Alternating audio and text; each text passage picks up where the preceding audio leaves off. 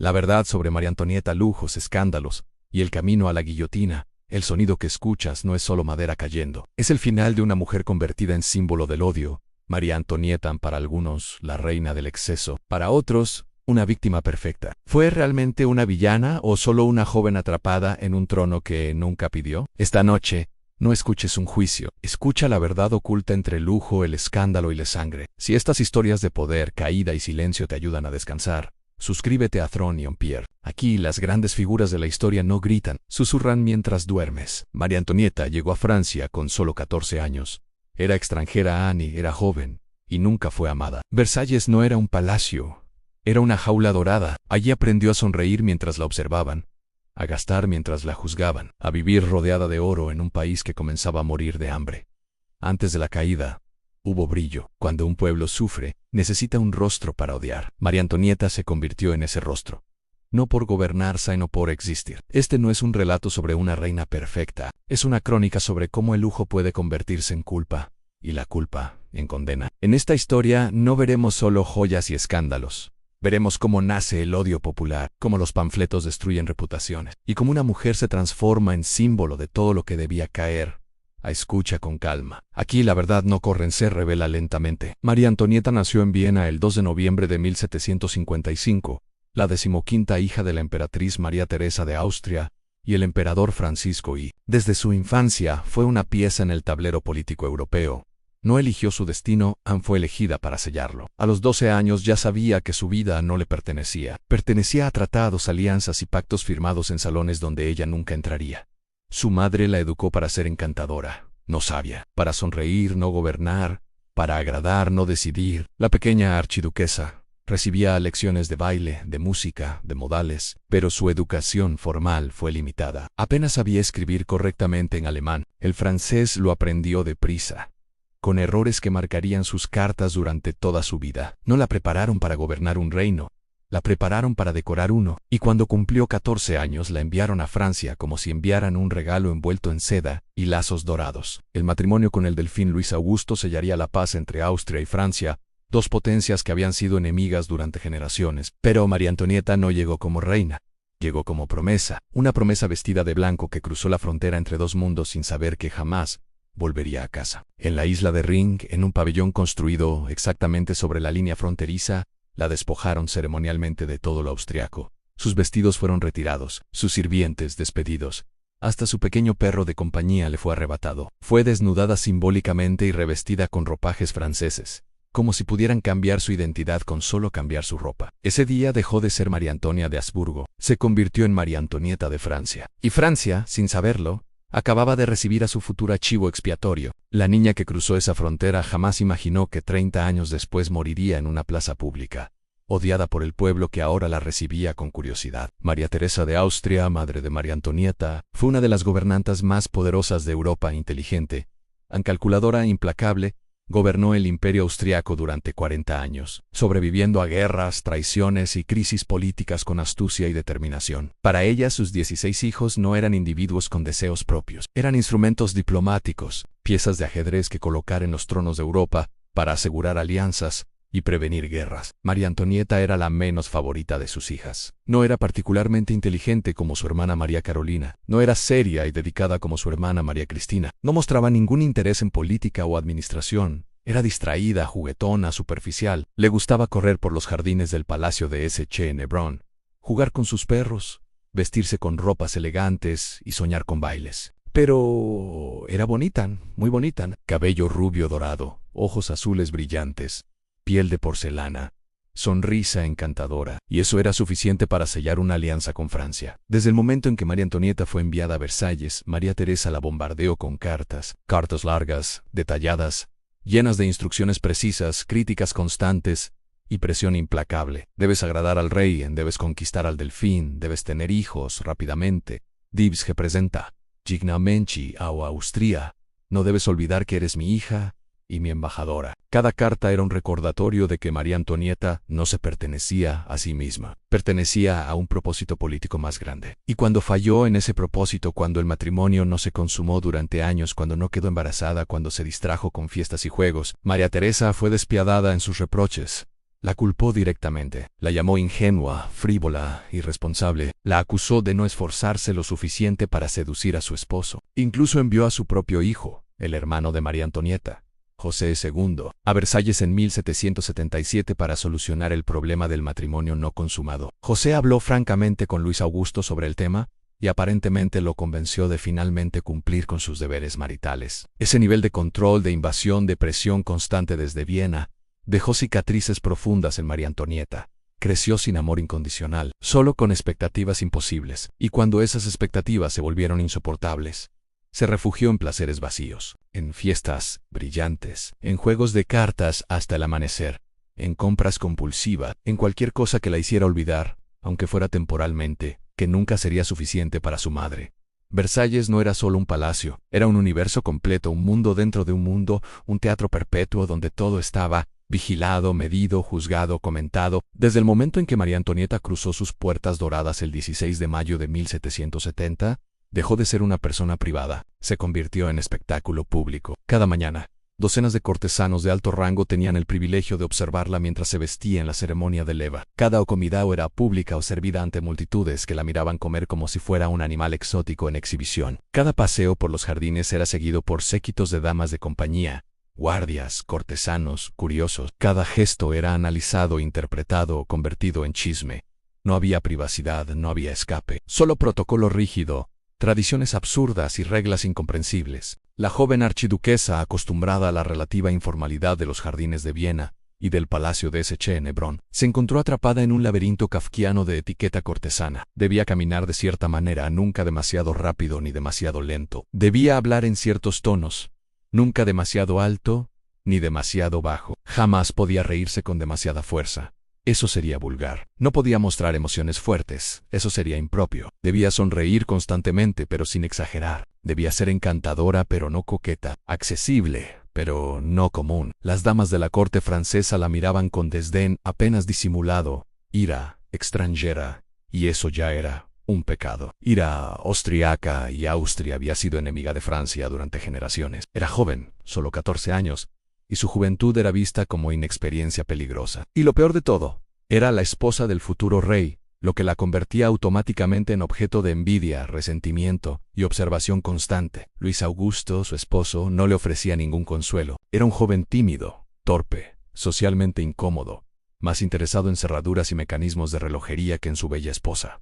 Prefería la cacería a las conversaciones. Prefería comer solo en sus habitaciones a compartir tiempo con ella. Durante 7 años completos, el matrimonio no se consumó. 7 años de humillación pública constante. 7 años en que toda Francia, desde los salones de Versalles hasta las tabernas de París, susurraba, especulaba y se burlaba sobre la incapacidad del Delfín para cumplir con sus deberes maritales. Y aunque el problema era claramente de él, físico o psicológico, las miradas de reproche, las insinuaciones crueles y los chistes groseros caían sobre ella, porque en Versalles, en la Francia del siglo XVIII, la mujer siempre cargaba la culpa. Si no había heredero era porque la esposa no era lo suficientemente atractiva, o no sabía seducir, o había algo malo en ella. María Antonieta comenzó a huir de esa jaula de la única manera que conocía Anne, con placeres superficiales, pero brillantes. Fiestas nocturnas en París, juegos de cartas con apuestas altísimas, vestidos nuevos cada semana, peinados cada vez más elaborados y extravagantes, joyas deslumbrantes, todo lo que brillara lo suficiente para ocultar,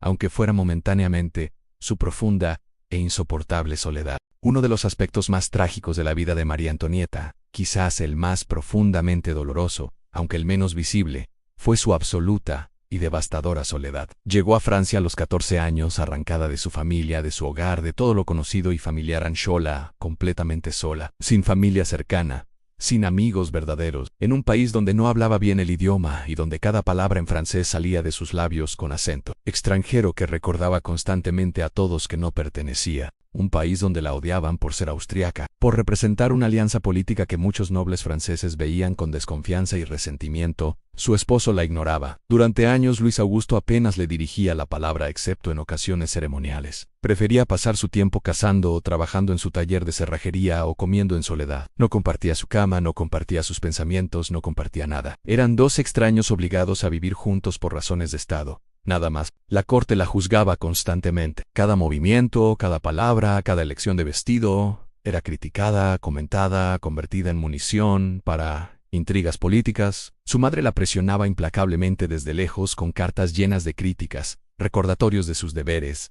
reproches por sus fracasos. Nunca hubo palabras de cariño, de comprensión, de simple amor maternal. Solo expectativas y decepción. No tenía a nadie, absolutamente a nadie. Intentó llenar ese vacío terrible con amistades. Se acercó a la princesa de Lamballe, una joven viuda dulce y amable, y la nombró superintendente de su casa. Se hizo íntima de la condesa de Polichnik, una mujer encantadora que se convirtió en su confidente más cercana. Pero esas amistades, en lugar de consolarla, generaron más problema. La corte las vio como favoritismos peligrosos. Surgieron rumores de que las relaciones eran inapropiadas, incluso sexuales. Los panfletos comenzaron a circular insinuando que María Antonieta tenía amantes femeninas, que organizaba orgías lésbicas en sus habitaciones privadas. Nada de eso era cierto, pero la verdad importaba poco cuando el chisme era más entretenido. Intentó llenar el vacío con placeres materiales, fiestas brillantes que la distraían temporalmente, juegos de cartas que le daban algo en que concentrarse durante largas noches de insomnio, compras compulsivas y vestidos, zapatos, joyas, cualquier cosa que le diera un momento fugaz de alegría. Pero los placeres superficiales no pueden llenar vacíos profundos, solo los cubren temporalmente, y cada vez que el brillo se desvanece, el vacío es aún más oscuro. Cuando finalmente se convirtió en madre en 1778, encontró algo parecido al propósito: amor incondicional de sus hijos, una razón para existir más allá de ser instrumento político. Pero junto con el amor vino el miedo, miedo profundo y paralizante de perder a sus hijos, miedo de no ser suficiente como madre, miedo de que el mundo cruel que la rodeaba también los dañara a ellos. Y al final, todos esos miedos se hicieron realidad de las maneras más horribles. Le quitaron a sus hijos. Uno murió de enfermedad mientras ella observaba impotente. Otros fueron arrancados de sus brazos por revolucionario. Murió sola, igual que había vivido, en una celda fría y húmeda, rodeada de guardias que la odiaban, sin nadie que la amara cerca. La soledad de María Antonieta fue tan profunda como su fama, y quizás por eso su historia sigue resonando siglos después, porque todos entendemos de alguna manera visceral lo que es estar profundamente dolorosamente solo. En 1774, después de una larga y dolorosa agonía, Luis XV murió de viruela. Su cuerpo quedó tan desfigurado por la enfermedad que nadie quiso acercarse excepto sus sirvientes más leales. Luis Augusto, tímido, inseguro, completamente no preparado, se convirtió en Luis XVI, rey de Francia y Navarra. Y María Antonieta, a los 19 años, pasó de ser la delfina ignorada a ser la reina de Francia. No estaba preparada. Absolutamente nadie la había preparado para ese rol inmenso. Pero ahora tenía poder. O al menos, eso creía. Uno de los primeros actos de su esposo como rey fue regalarle el pequeño Trianon, una villa relativamente modesta construida por Luis XV en los terrenos de Versalles, apartada del palacio principal. Para María Antonieta ese regalo fue un salvavidas emocional. Allí, lejos del protocolo asfixiante de la corte, de las miradas constantes, de las críticas interminables, creó su propio mundo. Un refugio pastoral, un escape hacia la fantasía, un lugar donde podía, al menos temporalmente, pretender ser algo diferente de lo que era. Transformó los jardines formales franceses en jardines ingleses, de aspecto natural y salvaje. Mandó construir arroyos artificiales que serpenteaban entre árboles. Creó un lago con una pequeña isla. Construyó un templo del amor de estilo neoclásico. Y lo más famoso, o infame dependiendo de la perspectiva, mandó construir el Hameau de la Reine, una aldea decorativa completa con casas de campo de aspecto rústico pero interiores lujosos, una granja funcional con vacas, ovejas, gallinas, patos. Allí María Antonieta jugaba a ser campesina. Se vestía con muselinas simples en lugar de brocados pesados. Ordeñaba vacas con cubos de porcelana de Sèvres. Recogía huevos en cestas de mimbre forradas con seda. Para ella, era libertad. Era el único lugar en toda Francia donde podía respirar sin sentir el peso del protocolo sobre sus hombros. Era infantil, era ingenuo sin duda, pero era su único refugio de cordura. Para el pueblo francés, especialmente para el pueblo de París que comenzaba a pasar hambre, era un insulto intolerable. Mientras Francia se hundía en deudas acumuladas por guerras interminables, mientras las arcas reales se vaciaban, mientras el precio del pan subía implacablemente y las familias pobres luchaban por sobrevivir, la reina jugaba a la granjera con cubos de porcelana que costaban más que el salario anual de un trabajador común. Los panfletos comenzaron a circular por París con velocidad creciente. La llamaban Madame Déficit, sugiriendo que ella personalmente era responsable del déficit del Tesoro Nacional. La acusaban de vaciar las arcas del reino con sus caprichos extravagantes. Calculaban cuánto costaba cada vestido, cada joya, cada mejora a sus jardines, y publicaban las cifras exageradas para shock máximo. Y aunque las finanzas de Francia se habían arruinado mucho antes de su llegada,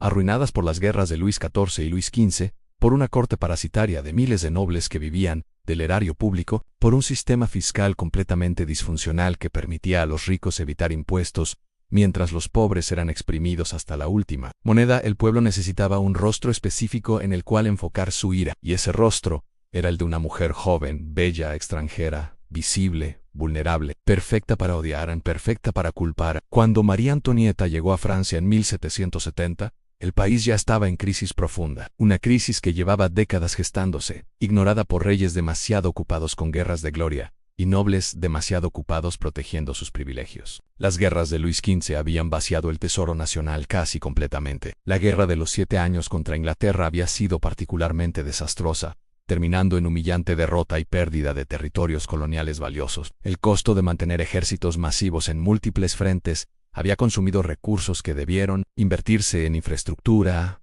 educación, desarrollo económico. La corte de Versalles era un pozo sin fondo que consumía recursos a velocidad asombrosa. Miles de nobles vivían en el palacio o en sus alrededores, todos recibiendo pensiones, salarios y privilegios del tesoro real. Cada uno competía por demostrar mayor riqueza, mayor ostentación, gastando fortunas en vestidos que usaban una sola vez, en fiestas elaboradísimas, en criados innecesarios. El sistema era insostenible, pero nadie quería admitirlo. El sistema feudal que había funcionado más o menos durante siglos estaba completamente obsoleto. La estructura de clases era rígida e irracional. El clero y la nobleza, que representaban quizás el 3% de la población, estaban exentos de la mayoría de los impuestos. El tercer estado, campesinos y burgueses, cargaba con todo el peso fiscal. Los campesinos trabajaban tierras que no les pertenecían, pagando rentas a señores que no contribuían nada productivo. La burguesía creciente, educada, cada vez más rica gracias al comercio, no tenía representación política proporcional a su importancia económica.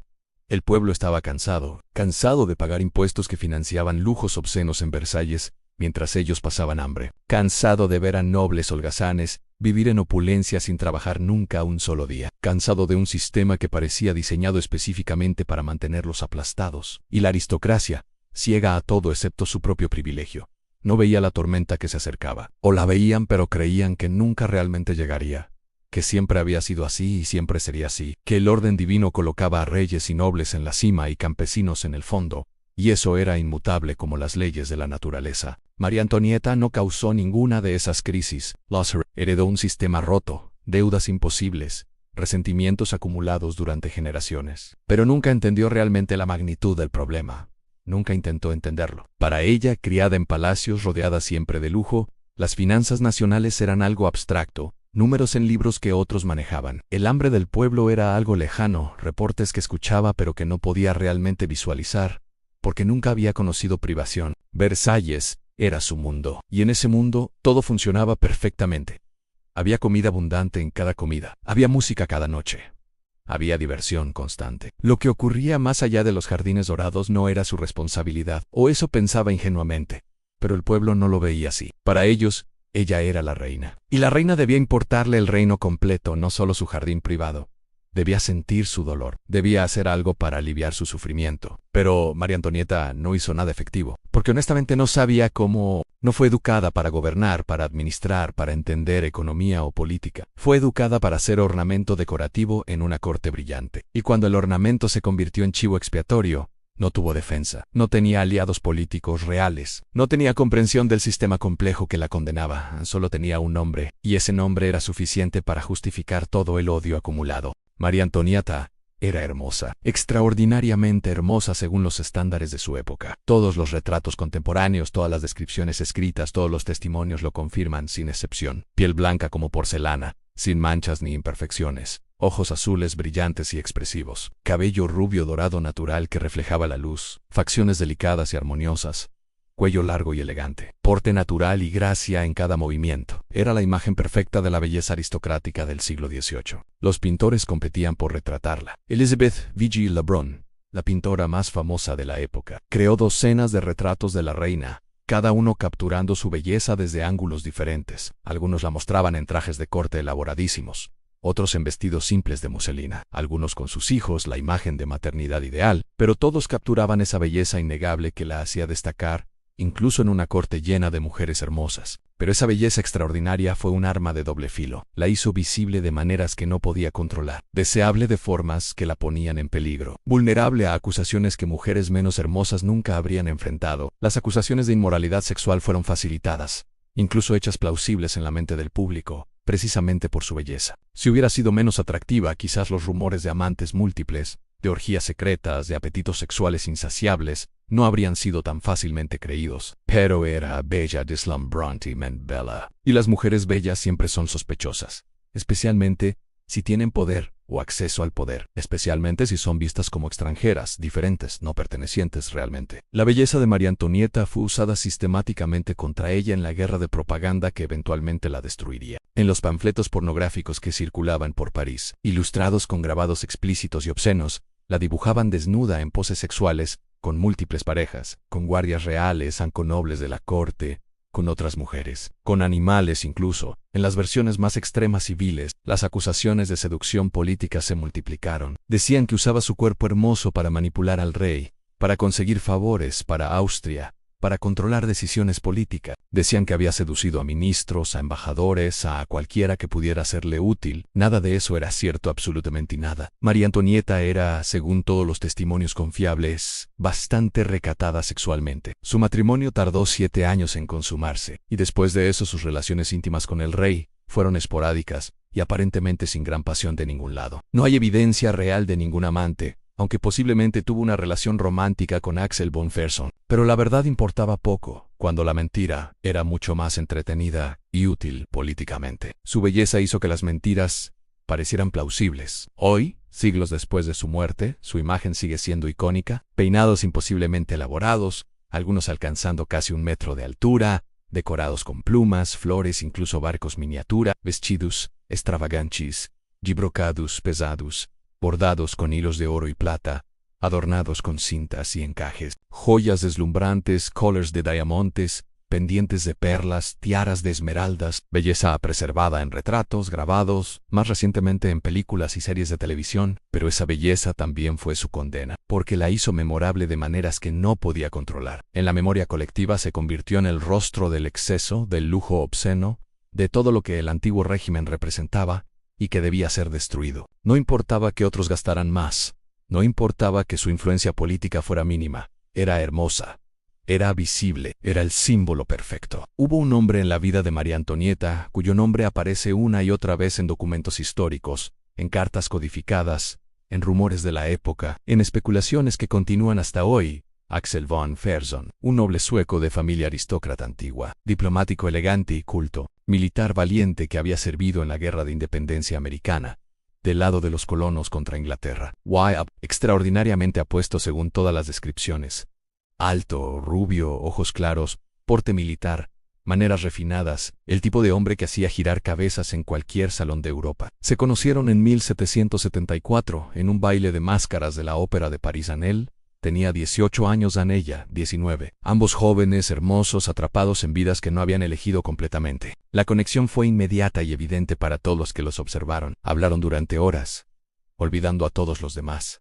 Bailaron juntos repetidamente. Cuando se separaron al final de la noche, ambos sabían que algo había comenzado. Durante los años siguientes, Fersen fue visitante frecuente de Versalles. Oficialmente venía en misiones diplomáticas para el rey de Suecia.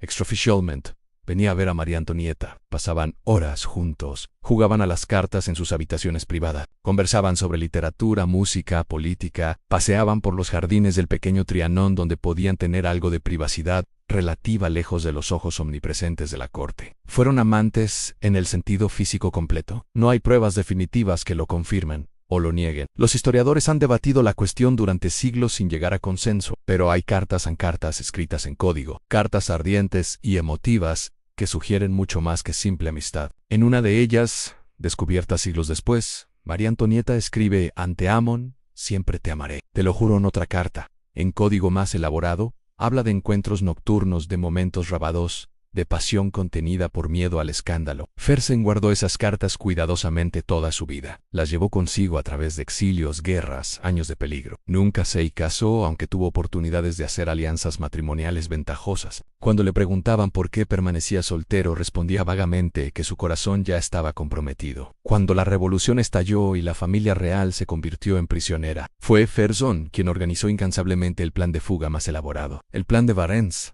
que debía llevar a la familia real a la frontera con Bélgica y de ahí a territorio seguro. Gastó su propia fortuna en preparativos, arriesgó su vida múltiples veces entrando secretamente a París para coordinar detalles, estuvo con la familia hasta el último momento posible antes de que debieran separarse, y cuando el plan fracasó, cuando fueron capturados a pocas horas de la salvación, fue Fersen quien más lloró.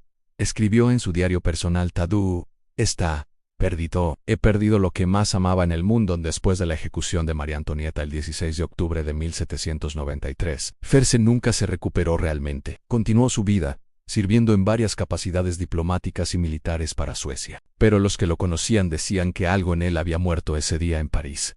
Se volvió más serio, más retraído, más sombrío. Años después, el 20 de junio de 1810, durante disturbios políticos en Estocolmo, Fersen fue atacado por una turba que lo culpaba injustamente de la muerte del príncipe heredero. Fue golpeado salvajemente en las calles. La policía no intervino, lo dejaron morir en el pavimento. Algunos historiadores sugieren que no luchó demasiado por salvarse, que quizás, en algún nivel inconsciente, buscaba finalmente reunirse con la mujer que había amado y perdido décadas atrás. La historia de Fersen y María Antonieta es trágica porque incluso si se amaron profundamente, y todas las evidencias sugieren que así fue, nunca pudieron estar juntos realmente, ni en vida, separados por diferencias de estatus, nacionalidad, las reglas rígidas de la corte, ni en muerte, enterrados en países diferentes, recordados por historias diferentes. En 1785 estalló el escándalo que destruiría para siempre la reputación de María Antonieta ante el pueblo francés. El asunto de el collar, una historia tan elaborada, tan llena de engaños dentro de engaños que parece ficción melodramática, pero fue completamente real, y sus consecuencias fueron devastadoras. Los joyeros de la corona, Bomer y Bassenge, habían encargado años atrás la creación de un collar de diamantes extraordinario, 647 diamantes perfectos, engarzados en oro, diseñado para ser la pieza de joyería más espectacular jamás creada. Lo habían construido originalmente con la esperanza de venderlo a Luis XV para su amante, Madame du Barry. Pero el rey murió antes de completar la compra. Los joyeros intentaron vender el collar a María Antonieta. El precio era astronómico, equivalente quizás a varios millones de euros modernos. María Antonieta lo rechazó rotundamente, no porque no le gustaran las joyas, sino porque incluso ella reconocía que era demasiado caro, demasiado ostentoso, demasiado inapropiado dado el estado de las finanzas nacionales. Preferiríamos tener un barco de guerra, dijo, refiriéndose a cómo el dinero estaría mejor invertido. Los joyeros se desesperaron. Habían invertido toda su fortuna en crear esa pieza. Si no la vendían, estarían arruinados. Fue en ese momento de desesperación que una estafadora extraordinariamente audaz vio su oportunidad. Jane de la Motte, una mujer de orígenes nobles empobrecidos, construyó un plan de una complejidad asombrosa. Se había infiltrado en los márgenes de la corte de Versalles. Había conocido al cardenal de Rohan, un hombre vanidoso, crédulo, que había caído en desgracia con María Antonieta años atrás y desesperaba por recuperar su favor. Jane le dijo al cardenal que ella tenía acceso secreto a la reina, que podía entregarle cartas privadas. Comenzó a falsificar correspondencia supuestamente escrita por María Antonieta, cartas que sugerían creciente afecto hacia el cardenal, promesas de restaurar su posición en la corte.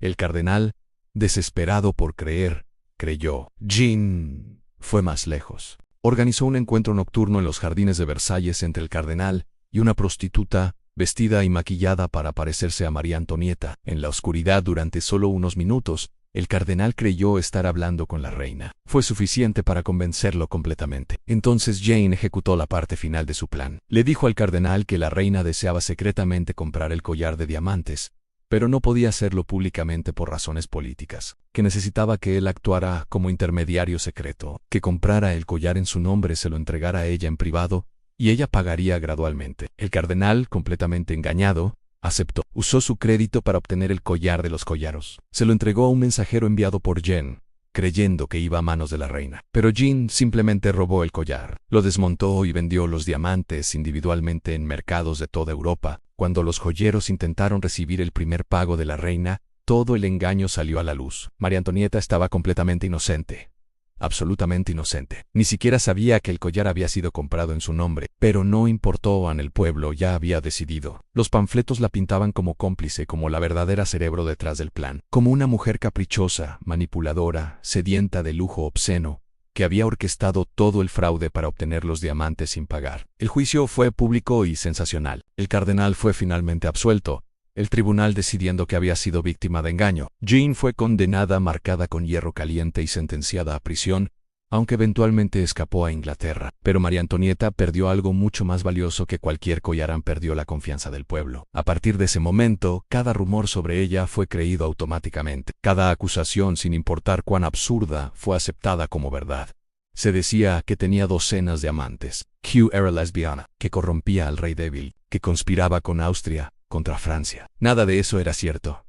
Pero la verdad ya no importaba. El odio había encontrado su objetivo perfecto. Mucho antes de que cayera la cuchilla de la guillotina, María Antonieta ya había sido ejecutada 1000 veces en el imaginario popular. Los panfletos, las caricaturas, las canciones obscenas que circulaban por París desde mediados de la década de 1780, construyeron sistemáticamente una imagen de ella que no tenía absolutamente nada que ver con la realidad. Una imagen tan tóxica, tan llena de odio concentrado, que hizo su ejecución física casi inevitable. La llamaban la loba austriaca, término que combinaba xenofobia con misoginia en dos palabras perfectas de odio destilado. La dibujaban en caricaturas como una arpía con garras devorando el tesoro de Francia, como una prostituta vendiendo su cuerpo a nobles corruptos, como una bruja controlando al rey débil con hechizos sexuales. La acusaban de orgías interminables, con guardias reales, con nobles de la corte, con el conde de Artois, hermano del rey, con la condesa de Polignac y otras mujeres de la corte, con animales en las versiones más extremas y repugnantes. Inventaron escenas de depravación sexual tan detalladas, tan explícitas, que los panfletos se vendían como pornografía tanto como propaganda política. ¿Por qué construyeron esa imagen monstruosa? Porque una reina inmoral, depravada o enchinaturao era infinitamente más fácil de odiar que una reina simplemente joven, inexperta, un poco frívola, pero fundamentalmente inofensiva. Un monstruo sexual es un enemigo claro contra el cual la virtud puede unirse. Una mujer ordinaria atrapada en circunstancias extraordinarias es complicada, ambigua, difícil de convertir en símbolo perfecto de todo lo malo. La propaganda la convirtió en monstruo de manera sistemática y brillantemente efectiva. Y el pueblo, hambriento y desesperado, creyó cada palabra. No porque las acusaciones fueran verdaderas o siquiera plausibles, sino porque necesitaban desesperadamente creerlas. Necesitaban un villano claro, un rostro específico en el cual enfocar toda su rabia acumulada durante generaciones de opresión. Y María Antonieta, extranjera, mujer visible, vulnerable, fue el blanco perfecto. Incluso hoy, más de 2 siglos después de su muerte, muchas de esas mentiras fabricadas persisten en la cultura popular. La frase del pastel que nunca dijo, las orgías que nunca ocurrieron, el despilfarro desmedido que, aunque real hasta cierto punto, fue grotescamente exagerado en comparación con lo que otros nobles gastaban sin enfrentar nunca el mismo nivel de odio público. La verdad histórica real es más simple y, tristemente, más ordinaria. Fue una joven enviada a un país extranjero a los 14 años, para ser instrumento político, que nunca entendió realmente el país al que había sido enviada ni la gente que debía representar, que intentó escapar de su soledad profunda y su matrimonio frío con placeres superficiales pero brillantes, y que pagó con su vida por crímenes que no cometió, condenada por una imagen fabricada que nunca tuvo oportunidad de combatir efectivamente. Qu'ils mangent de la brioche, que coman pastel, en la frase más famosa jamás atribuida a María Antonieta. La cita que supuestamente resume perfectamente su carácter frívola, cruel, completamente desconectada del sufrimiento del pueblo que debía servir. El problema es que nunca salió de sus labios nunca. Es una mentira completa, una invención, propaganda que se convirtió en verdad histórica simplemente por repetición constante. La frase apareció por primera vez en las confesiones de Jean-Jacques Rousseau escritas entre 1765 y 1770, cuando María Antonieta tenía entre 10 y 15 años, y aún vivía en Viena. Rousseau la atribuyó a una gran princesa cuando le dijeron que los campesinos no tenían pan, sin nunca especificar quién. Décadas después, durante la Revolución, propagandistas buscando munición contra la reina, comenzaron a atribuirle específicamente la frase a María Antonieta. Se convirtió en prueba perfecta de su crueldad innata, de su desconexión absoluta con el pueblo, de su indiferencia calculada ante el hambre y el sufrimiento masivos. Pero es mentira documentable en completa invención. Sin embargo, persiste con fuerza extraordinaria incluso hoy. ¿Por qué? Porque es simple, Porque es memorable, porque resume en 6 palabras todo lo que la gente quiere creer sobre ella, que era frívola hasta la crueldad, que no le importaba el sufrimiento de otros, que merecía morir por su indiferencia monstruosa. La verdad histórica es más complicada y menos satisfactoria para quienes necesitan villanos claros.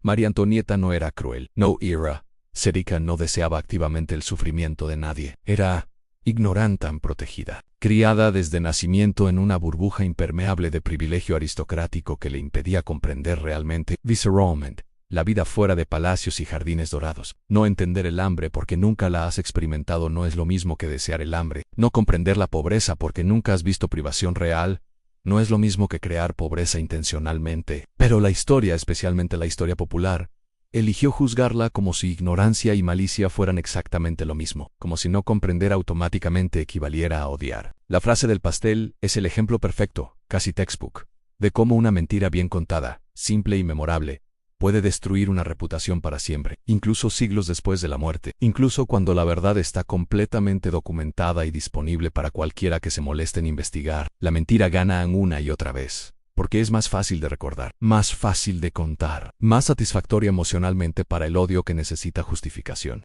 Irónicamente, trágicamente, cuando María Antonieta finalmente se convirtió en madre y encontró en la maternidad un propósito y amor que había buscado desesperadamente durante años, fue también precisamente cuando el odio popular hacia ella alcanzó su punto más feroz e implacable. El 19 de diciembre de 1778, después de 8 años de matrimonio, nació su primera hija, María Teresa Carlota, llamada familiarmente Madame Royale. La alegría de María Antonieta fue inmensa. Finalmente tenía algo completamente suyo para amar, alguien que la amaría incondicionalmente. El 22 de octubre de 1781 llegó el heredero tan esperado, Luis José, el Delfín. Luego vino Luis Carlos en 1785 y finalmente Sofía en 1786, aunque la pequeña Sofía murió de tuberculosis antes de su primer cumpleaños. Ser madre transformó genuinamente a María Antonieta de maneras que los que la conocían bien reconocieron claramente. Dejó atrás muchas de las frivolidades más extremas de su juventud. Las fiestas nocturnas salvajes en París cesaron casi completamente. Los juegos de cartas con apuestas astronómicas disminuyeron. Se volvió más seria, más dedicada, más enfocada en sus hijos que en placeres personales. Pasaba horas diarias con ellos, leyéndoles, jugando, supervisando personalmente su educación de maneras que eran inusuales para una reina. La mayoría de las madres aristocráticas delegaban completamente el cuidado infantil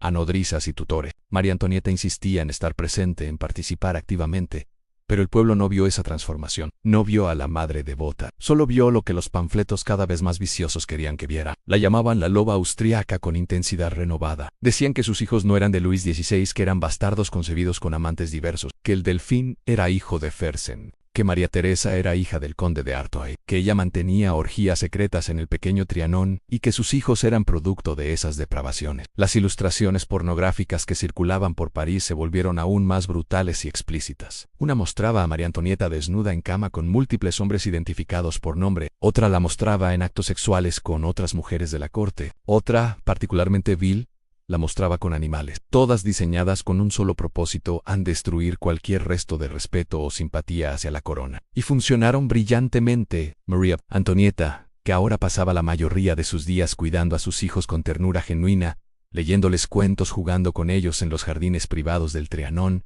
consolándolos cuando estaban enfermos o asustados, era vista por el pueblo de París como un monstruo absoluto de depravación sexual. La verdad no importaba un ápice. La propaganda había ganado la guerra por la opinión pública de manera tan completa que ninguna evidencia contraria podía penetrar. Y en las calles de París, especialmente en los barrios pobres donde el hambre apretaba más duramente, el nombre de la reina se había convertido en sinónimo de todo lo que estaba podrido, corrupto y malo en Francia. Los años finales de la década de 1780 trajeron crisis económicas cada vez peores a Francia. Las cosechas fallaron repetidamente debido a mal clima. El precio del pan, alimento básico del pueblo, se disparó a niveles que lo hacían inaccesible para familias trabajadoras. El invierno de 1788 a 1789 fue particularmente brutal, uno de los más fríos en décadas. La gente literalmente moría de hambre en las calles, mientras los nobles cenaban con abundancia en Versalles. El contraste no podía ser más obsceno o más explosivo políticamente. Y cuando el pueblo buscó a quién culpar por su sufrimiento, no culparon a las fuerzas impersonales del clima o la economía, culparon a rostros específicos. Y el rostro más visible, más fácil de odiar,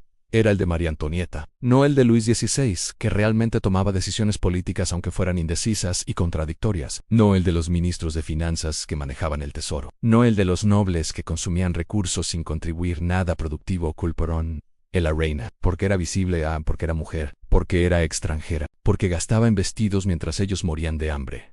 Los panfletos calculaban obsesivamente cada gasto real, cuánto costaba cada vestido nuevo de la reina, cuánto se había gastado en remodelar el pequeño Trianón, cuánto costaban sus joyas. Las cifras eran exageradas masivamente, a veces por factores de 10 o más, pero nadie verificaba. Solo leían, se enfurecían y pasaban los panfletos a otros. Y aunque muchos nobles gastaban cantidades iguales o incluso mayores que María Antonieta en sus propios placeres, solo su nombre aparecía en los pasquines. Solo su rostro era quemado en efigie en las plazas públicas durante manifestaciones cada vez más violentas. El odio popular necesita símbolos simples, no complejidades históricas o económicas. Y María Antonieta era el símbolo perfecto, un joven, bella, rica, completamente ajena a sus vidas, perfecta para odiar sin complejidad moral. María Antonieta nunca tuvo poder político real en Francia. Esto es un hecho histórico documentado. No asistía a reuniones del Consejo Real, no firmaba decretos, no nombraba ministros, aunque ocasionalmente sugería candidatos. No tomaba decisiones militares, económicas o legislativas. Su rol era puramente ceremonial y reproductivo, producir herederos y verse hermosa en ocasiones de Estado. Pero fue castigada, odiada y eventualmente ejecutada, como si hubiera sido la verdadera gobernante de Francia. ¿Por qué? Porque era mujer, y las mujeres en posiciones visibles, especialmente en contextos de poder, siempre han sido juzgadas con estándares completamente diferentes a los hombres. Luis XVI era objetivamente débil, indeciso hasta la parálisis, incapaz de tomar decisiones difíciles cuando más se necesitaban. Su vacilación constante entre reformas liberales y represión conservadora satisfizo a nadie y alienó a todos. Fue un desastre como gobernante por cualquier medida objetiva. Pero el pueblo no gritaba su nombre en las calles con odio visceral. No inventaban historias pornográficas sobre él, no lo convirtieron en el símbolo personificado de todo lo malo en el antiguo régimen. Eso se reservó completamente para ella, porque una mujer que gasta en frivolidades es considerada frívola de maneras que un hombre que hace exactamente lo mismo nunca será juzgado. Un hombre que gasta grandes sumas es visto como generoso, como viviendo apropiadamente según su estatus. Una mujer que hace lo mismo es derrochadora, irresponsable, peligrosa. Una mujer que tiene amigos cercanos, especialmente amigas íntimas, es inmediatamente sospechosa de relaciones inapropiadas o antinaturales. Un hombre con amigos cercanos simplemente tiene aliados políticos o compañeros de confianza. Una mujer extranjera que ocupa posición prominente es vista automáticamente como traidora potencial, con lealtades divididas, peligrosa para la nación. Un hombre extranjero en posición similar es visto como diplomático, como puente útil entre naciones. Los dobles estándares son tan obvios desde perspectiva histórica, moderna, que resulta casi increíble que no fueran reconocidos entonces, pero no lo fueron, o fueron reconocidos pero considerados completamente apropiados y naturales. La misoginia de la época amplificó cada uno de los errores reales de María Antonieta, cada capricho, cada mala decisión, y los convirtió en crímenes imperdonables, mientras que errores iguales o peores cometidos por hombres fueron minimizados, excusados o simplemente ignorados. Cada rumor sobre ella, sin importar cuán absurdo, fue tratado como probable verdad. Cada acusación, sin importar cuán carente de evidencia, fue aceptada sin cuestionamiento crítico. Y cuando llegó el momento revolucionario de buscar culpables para el sufrimiento nacional, ella fue la elegida, no por lo que realmente hizo o dejó de hacer, sino por lo que representaba en el imaginario colectivo. Ser mujer, ser visible, ser extranjera, see vulnerable. Todas las cosas que la convertían en objetivo perfecto para odio que necesitaba justificación simple. Mientras el odio crece en las calles, recuerdan, el poder siempre necesita un culpable, y casi nunca elige al más fuerte. El 14 de julio de 1789, la Bastilla cayó. El pueblo de París, armado con lo que pudieron encontrar, picas, cuchillos, mosquetes viejos, algunos cañones tomados de los arsenales reales, tomó la vieja fortaleza Prison en un acto de rebelión que marcaría simbólicamente el inicio de la Revolución Francesa. No había muchos prisioneros dentro, solo 7, y la Bastilla ya no era realmente importante militarmente, pero simbólicamente era enorme. Representaba la opresión real, el poder arbitrario del rey, para encarcelar sin juicio. Su caída fue el momento en que el pueblo descubrió su propio poder. En Versalles, aislado física y psicológicamente de París, la noticia llegó como trueno lejano pero innegable. Luis XVI, confundido, profundamente no preparado para entender lo que estaba ocurriendo, preguntó al duque de la Rochefoucauld-Liancourt: ¿Es una revuelta? No, señor. respondió el duque con gravedad que debió helar la sangre real. Es una revolución. A María Antonieta comprendió antes que su esposo la enormidad de lo que estaba ocurriendo. Leyó los reportes de violencia en París con creciente horror. La turba había decapitado al gobernador de la Bastilla y paseado su cabeza en una pica por las calles. Habían linchado al alcalde de París. El orden que había parecido eterno e inmutable se estaba derrumbando con velocidad aterradora. Intentó convencer a Luis XVI de actuar con firmeza y decisión, de huir inmediatamente a una fortaleza leal en las provincias, de llamar a regimientos leales y restaurar el orden con fuerza militar. Technachiva-Umenchi de negociar genuinamente con los revolucionarios, de hacer concesiones reales antes de que fuera demasiado tarde. Pero Luis XVI era constitucionalmente incapaz de tomar decisiones drásticas. Vacilaba entre firmeza y conciliación, satisfaciendo a nadie. Cada vez que parecía inclinarse hacia acción decisiva, retrocedía asustado. Cada vez que ofrecía concesiones, eran demasiado pequeñas y demasiado tardías para satisfacer demandas revolucionarias crecientes. Mientras tanto, en París, el odio hacia María Antonieta específicamente crecía como hoguera alimentada por años de propaganda, ahora completamente desinhibida. Los panfletos ahora pedían abiertamente su cabeza. Ya no eran insinuaciones, eran demandas explícitas. La llamaban traidora, conspiradora, enemiga jurada de Francia. Decían que estaba enviando secretamente información militar a Austria, que estaba saboteando deliberadamente reformas que podrían salvar al país, que planeaba masacrar a los patriotas parisinos en sus camas. Ninguna de estas acusaciones tenía base en realidad, pero la turba enfurecida no pedía evidencia, solo pedía sangre. El 5 de octubre de 1789 amaneció frío y lluvioso. En París, miles de mujeres, principalmente vendedoras de mercado, lavanderas, trabajadoras pobres, hambrientas literalmente y furiosas políticamente, comenzaron a reunirse espontáneamente. Habían ido a comprar pan y descubierto que no había, o que el precio era imposible. La desesperación se convirtió en furia. La furia se convirtió en acción. Armadas con lo que pudieron encontrar, palos, cuchillos de cocina, algunas con mosquetes tomados de guardias nacionales simpatizantes, comenzaron a marchar no hacia los panaderos o los mercaderes, sino hacia Versalles, hacia la fuente percibida de todos sus problemas. Marcharon bajo lluvia constante durante horas, casi 20 kilómetros desde París hasta Versalles, gritando consignas, cantando canciones revolucionarias. Su número creció en el camino a miles, quizás 10.000 o más. Exigían pan, sí, pero también exigían algo más específico. Exigían a la reina. Gritaban su nombre con odio que había estado acumulándose durante años. La austriaca, la puta, tráiganos su cabeza en una pica, vamos a arrancarle el corazón y hacer escarpelas. María Antonieta estaba en el pequeño Trianon cuando llegó la noticia de que una turba masiva se acercaba desde París. Regresó corriendo al palacio principal, el corazón latiendo con miedo que nunca había conocido antes. Esa noche fue de terror absoluto. La multitud acampó afuera de las puertas de Versalles en borrachos muchos, violentos tedús cantando canciones obscenas sobre la reina, gritando amenazas específicas de lo que le harían cuando la capturaran. Al amanecer del 6 de octubre perdieron la paciencia. Irrumpieron en el palacio. Mataron a 2 guardias reales que intentaron proteger las habitaciones de la reina.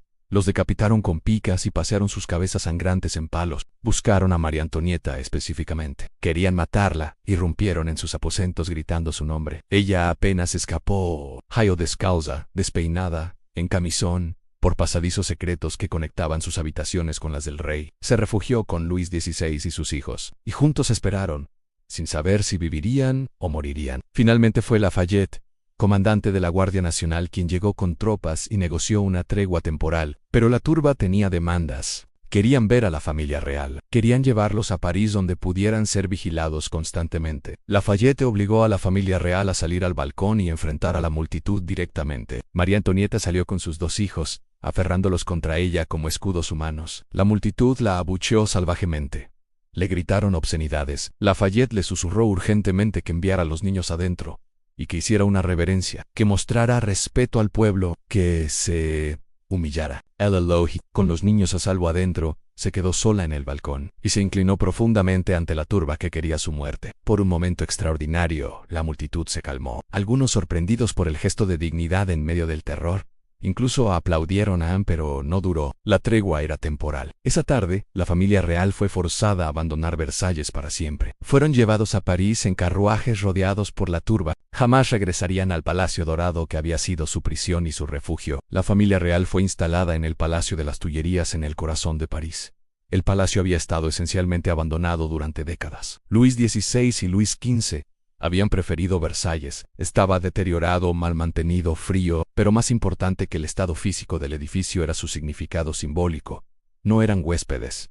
Eran prisioneros. Guardias revolucionarios los vigilaban constantemente. Las multitudes se reunían diariamente afuera de las ventanas, gritando insultos, especialmente dirigidos a María Antonieta. No podían salir excepto en ocasiones específicas, y siempre rodeados por guardias hostiles. María Antonieta, que había vivido rodeada de lujo, aunque prisionera del protocolo, ahora vivía rodeada de guardias revolucionarios que la miraban con desprecio apenas contenido. Algunos escupían cuando pasaba. Otros hacían comentarios obscenos lo suficientemente alto para que escuchara. Sus hijos estaban constantemente asustados.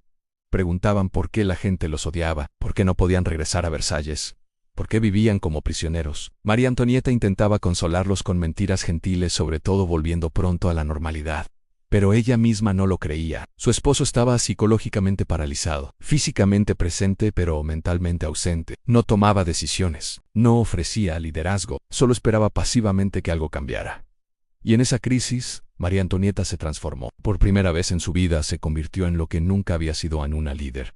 La frivolidad desapareció completamente. La joven que había jugado a ser campesina en el Trianón, ahora enfrentaba realidad brutal con determinación que sorprendió a quienes la conocían. Escribió cartas secretas a Austria, a Suecia, a España, a otras cortes europeas, pidiendo ayuda militar. Planeó fugas elaboradas, negoció secretamente con monárquicos leales que aún existían en Francia. Intentó con toda su energía salvar a su familia. Falló en casi todo. La revolución avanzaba demasiado rápido. El odio hacia ella era demasiado profundo y extendido. Sus cartas eran interceptadas, sus planes descubiertos, sus aliados arrestados o asesinados, pero lo intentó, lo cual es más de lo que muchos esperaban de la reina frívola que pensaban conocer. Desde octubre de 1789 hasta su ejecución en octubre de 1793, María Antonieta ya no fue realmente reina, no en ningún sentido significativo de la palabra Anne. No tenía poder, no tomaba decisiones, no era consultada sobre nada. Luis XVI nominalmente seguía siendo rey durante los primeros años, pero cada vez más era rey solo en título, un prisionero que firmaba lo que le ordenaban firmar. Y ella, a su lado, era simplemente la esposa del prisionero. Sin embargo, en esos años oscuros de confinamiento creciente, María Antonieta mostró una fuerza de carácter que nunca había mostrado durante sus años de abundancia en Versalles. Dejó de ser la joven frívola. Se convirtió en estratega política aunque amateur. Escribió cartas cifradas usando códigos simples a cortes extranjeras. Planeó fugas con detalles meticulosos. Negoció secretamente con generales leales, con nobles monárquicos escondidos, con cualquiera que pudiera ayudar. Durante esos años también fue madre de tiempo completo de maneras que nunca había sido posible en Versalles, donde el protocolo dictaba que los niños fueran criados principalmente por sirvientes. Ahora, en confinamiento, educaba personalmente a sus hijos, les leía durante horas, jugaba con ellos intentando mantener algo de normalidad en un mundo que se desmoronaba. Les enseñaba a ser valientes, a mantener dignidad sin importar las circunstancias, a no odiar a quienes los odiaban. Cuando finalmente la separaron de sus hijos, fue el golpe más brutal. Peor que la prisión, peor que el juicio, peor que la sentencia de muerte. Perder a sus hijos fue lo que verdaderamente la quebró internamente. Pero incluso entonces, no se rindió externamente. Siguió escribiendo cartas desde su celda. Siguió esperando rescate. Siguió creyendo que de alguna manera alguien vendría a salvarlos. Que las cortes europeas enviarían ejércitos. Que los monárquicos franceses se levantarían. Que algo cambiaría. Nadie vino, ningún ejército, ningún rescate, ningún cambio excepto empeoramiento continuo. Y María Antonieta enfrentó esa realidad con dignidad que sus enemigos nunca esperaron de ella. En junio de 1791, María Antonieta y sus aliados organizaron el plan de fuga más elaborado. La familia real escaparía secretamente de París durante la noche. Viajarían disfrazados en un carruaje grande hasta la frontera con Bélgica. Desde allí llegarían a territorio controlado por Austria. Se reorganizarían, buscarían apoyo militar. Eventualmente regresarían a Francia con ejércitos leales y restaurarían la monarquía. Era un plan desesperado, pero la desesperación era todo lo que les quedaba. Axel von Ferzon organizó la mayor parte de los detalles logísticos. Preparó el carruaje grande y lujoso, quizás demasiado conspicuo. Organizó caballos frescos en estaciones de relevo. Coordinó con regimientos militares leales que debían protegerlos una vez alcanzaran territorio seguro. La noche del 20 de junio, la familia escapó del Palacio de las Tullerías disfrazados como sirvientes de una noble rusa ficticia. Todo salió bien. Inicialmente, alcanzaron el carruaje sin ser detectados. Comenzaron el viaje con esperanza renovada. Ferson viajó con ellos las primeras horas, hasta que fue demasiado peligroso continuar. Se despidieron sin saber que nunca se verían libres de nuevo. Pero el plan comenzó a desmoronarse. El carruaje era demasiado lento y conspicuo. Llegaron tarde a varios puntos de encuentro. Los regimientos leales que debían protegerlos no estaban donde se suponía. En el pequeño pueblo de Varennes, a solo unas horas de la salvación, fueron detenidos. El maestro de postas local reconoció la cara del rey de monedas que había manejado miles de veces en sonó la alarma. La Guardia Nacional local los detuvo. Intentaron continuar, pero fue inútil, fueron arrestados. La noticia se extendió por Francia como fuego. La familia real había intentado huir. Había intentado abandonar Francia para regresar con ejércitos extranjeros. Era traición clara. Fueron devueltos a París no como realeza, sino como criminales. El viaje de regreso fue pesadilla. Multitudes los insultaban en cada pueblo, les escupían. Les gritaban promesas de lo que les harían. María Antonieta, que había partido con esperanza, regresó con esa esperanza completamente destruida. La fuga de Varennes fue el fin de cualquier posibilidad de restauración monárquica pacífica. A partir de ese momento, Luis XVI dejó de ser visto como rey débil, pero benévolo. Era traitor. Y María Antonieta dejó de ser vista como reina frívola. Era enemiga activa de la revolución, conspiradora con potencias extranjeras. El camino hacia la guillotina se había vuelto inevitable. Los meses después de Varennes fueron de deterioro político acelerado. La monarquía constitucional que algunos revolucionarios moderados habían imaginado se volvió imposible. La confianza estaba completamente destruida. El rey y la reina eran vistos como enemigos activos, no como partes negociadoras. En agosto de 1792,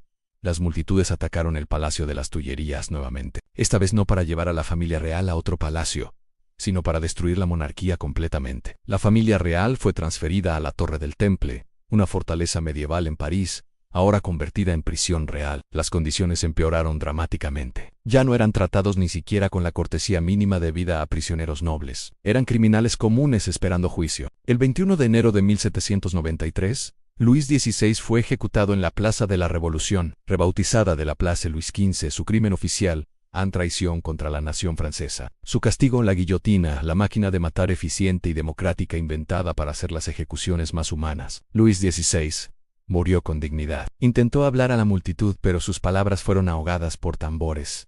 La cuchilla cayó, en la multitud vitoreó. Francia oficialmente ya no tenía rey. María Antonieta no pudo despedirse de él. No le permitieron visitarlo en sus últimos días. No le permitieron enviar mensajes. Solo escuchó, desde su celda en la Torre del Temple, el rugido distante de la multitud que señalaba su ejecución. Supo en ese momento que había terminado. Ahora estaba completamente sola.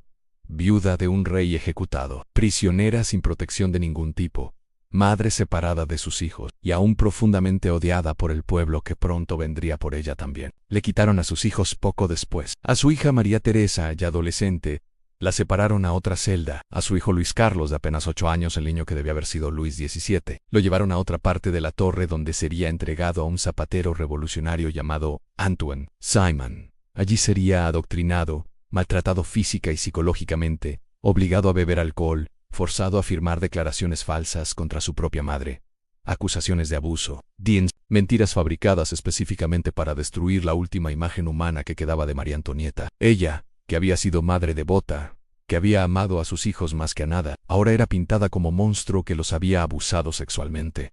La crueldad era calculada y efectiva. La soledad en esos meses fue absoluta, sin familia, sin amigos, sin esperanza. Solo 4 paredes húmedas, una cama dura, un guardia que la vigilaba constantemente incluso cuando usaba el orinal. Pero María Antonieta no se quebró, no lloró en público, no suplicó, esperó con dignidad. Sabía que su turno llegaría, y cuando llegara, no les daría el placer de verla destruida. El periodo conocido como el Terror comenzó oficialmente en septiembre de 1793, aunque sus semillas se habían plantado meses antes. Fue el momento más oscuro de la Revolución Francesa. Miles, quizás decenas de miles, fueron ejecutados en París y en las provincias. Aristócratas, sí, pero también sacerdotes, burgueses, campesinos acusados de ser insuficientemente revolucionarios, incluso revolucionarios que no eran lo suficientemente radicales, o que habían caído en desgracia política. La guillotina funcionaba día y noche. Se convirtió en entretenimiento público. Las familias traían picnics para ver las ejecuciones. Los niños jugaban cerca de la plaza mientras las cabezas rodaban. El Comité de Salvación Pública, liderado por Maximilien Robespierre, gobernaba Francia con paranoia totalitaria. Cualquiera podía ser denunciado. Cualquier acusación, sin importar cuán absurda, podía resultar en arresto y ejecución. No había debido proceso real. Los juicios eran parodias, donde el veredicto era decidido antes de comenzar. María Antonieta fue una de las primeras víctimas de alto perfil del terror, pero estaba lejos de ser la última. Después de ella vinieron muchos más. Madame du Barry, la antigua amante de Luis XV, bella y envejecida, que gritó y suplicó en el cadalso, rompiendo la dignidad estoica que otros habían mostrado. Olympe de Gouges, feminista, escritora de la Declaración de los Derechos de la Mujer, ejecutada por atreverse a cuestionar el régimen revolucionario. La princesa de Lamballe, mejor amiga de María Antonieta, brutalmente asesinada por una turba meses antes. Su cabeza cortada y paseada en una pica específicamente frente a la ventana de María Antonieta, para aterrorizarla. Madame Elizabeth, hermana de Luis XVI, cuñada de María Antonieta, que había permanecido lealmente con la familia real cuando podía haber huido, ejecutada por el simple crimen de parentesco, y eventualmente incluso los arquitectos del terror fueron devorados por su propia creación. Georges Danton, que había apoyado la ejecución del rey, fue guillotinado por ser demasiado moderado. Robespierre mismo, después de enviar miles a la muerte, eventualmente perdió el apoyo político y fue ejecutado el 28 de julio de 1794, poniendo fin al período más sangriento. El terror no resolvió ninguno de los problemas de Francia. El hambre continuó. Las guerras continuaron. Las divisiones políticas se profundizaron. Solo creó un río de sangre que manchó la revolución para siempre. María Antonieta fue solo la primera gota en ese río, un símbolo alto perfil de que nadie estaba seguro, que cualquiera podía ser el siguiente, que la revolución había comenzado a devorar a sus propios hijos con apetito insaciable. A pesar de todo el odio masivo, a pesar de la propaganda implacable, a pesar de que parecía que toda Francia quería su muerte, hubo personas que amaron genuinamente a María Antonieta, que vieron en ella algo que el pueblo enfurecido no podía o no quería ver. Axel von Ferzon, cuyo amor por ella probablemente fue el más profundo y duradero de su vida, que arriesgó todo para intentar salvarla, que gastó su fortuna en planes de rescate, que vivió el resto de su vida como hombre roto después de su ejecución, que quizás buscó su propia muerte décadas después porque la vida sin ella carecía de significado. La princesa de Lamballe, su mejor amiga desde los primeros años difíciles en Versalles, dulce, leal, incapaz de política compleja, pero inquebrantablemente devota, que fue brutalmente asesinada por turbas en septiembre de 1792, específicamente porque era amiga de la reina, que fue decapitada, su cabeza puesta en una pica, su cuerpo mutilado de maneras que los registros históricos apenas pueden describir, y esa cabeza fue paseada deliberadamente frente a la ventana de María Antonieta en la torre del Temple, para aterrorizarla, para romperla psicológicamente. María Antonieta se desmayó cuando vio la cabeza de su amiga muerta, mirándola con ojos vacíos. Madame Elizabeth, hermana menor de Luis XVI,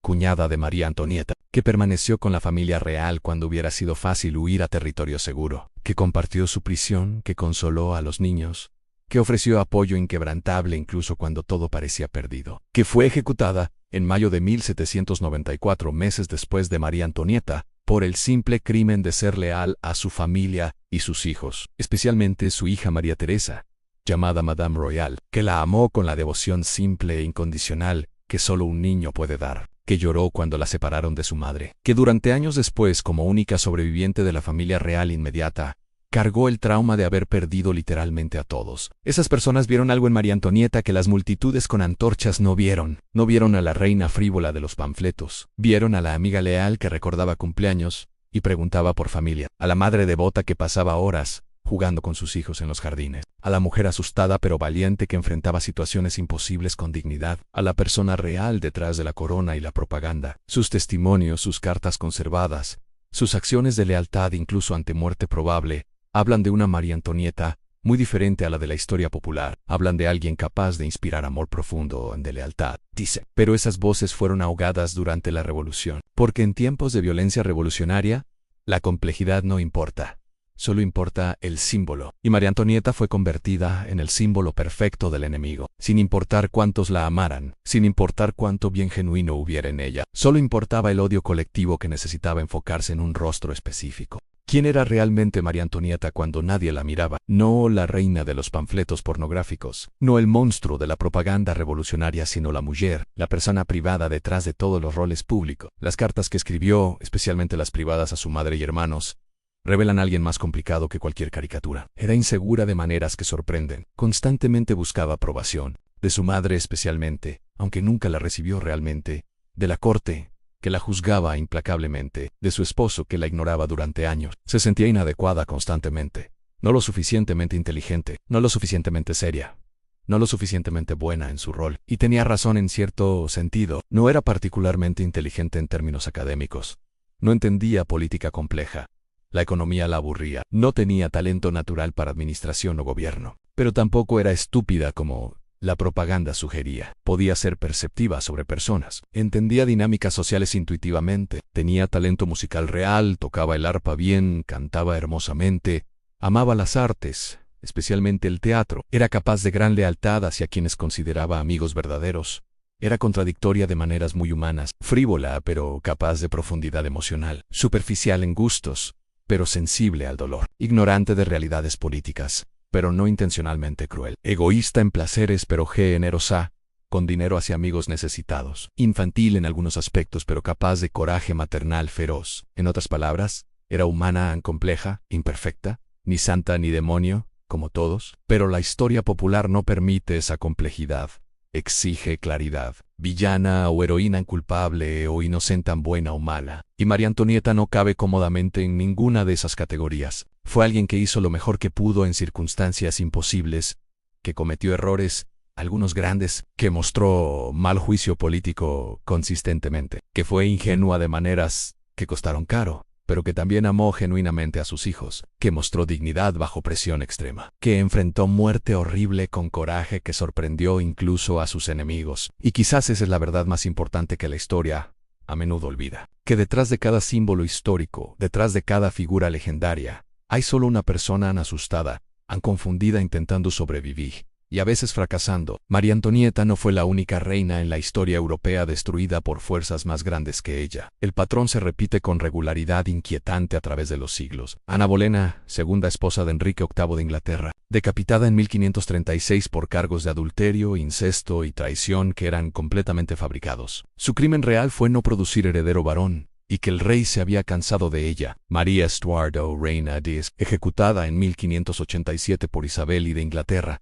después de años de prisión, acusada de conspirar para asesinar a Isabel, quizás con alguna justificación, pero definitivamente usada como peón en juegos políticos mucho más grandes. Alejandra Fyodorovna Romanova, última zarina de Rusia, asesinada junto con toda su familia por los bolcheviques en 1918. Odiada por ser alemana durante la Primera Guerra Mundial contra Alemania, exactamente como María Antonieta fue odiada por ser austriaca, acusada de influir mal al zar Jacek Chiter y Jasputin de traicionar a Rusia, todo con poca o ninguna evidencia real.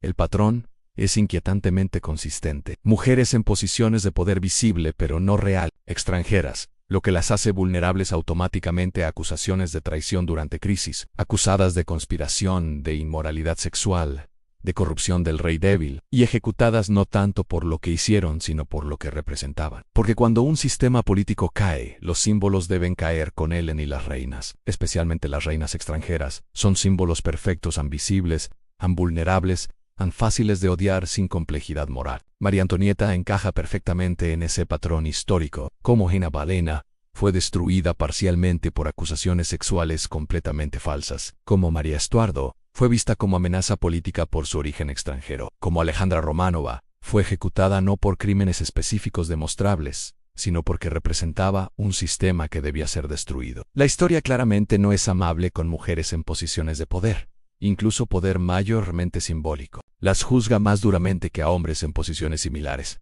Las condena más rápido con menos evidencia, y las recuerda con más ambigüedad, constantemente reinterpretadas por cada generación según sus propios prejuicios. María Antonieta es solo una más en esa larga lista trágica de mujeres que pagaron precios desproporcionados por estar en lugares equivocados en momentos equivocados. El 14 de octubre de 1793, María Antonieta fue llevada ante el Tribunal Revolucionario. El edificio era el Palacio de Justicia, irónicamente el mismo lugar donde durante siglos los reyes de Francia habían dispensado justicia real. Ahora dispensaba justicia revolucionaria, o lo que pasaba por justicia. Esto no era un juicio en ningún sentido moderno de la palabra, era un espectáculo político con conclusión predeterminada. El presidente del tribunal era Antoine Quentin Foucault-Tinville, fiscal público fanáticamente revolucionario. Los jueces eran todos revolucionarios leales. No había posibilidad de veredicto de inocencia, pero debían pasar por las formas, crear al menos apariencia de procedimiento legal. Las acusaciones leídas contra María Antonieta eran una mezcla bizarra de crímenes reales,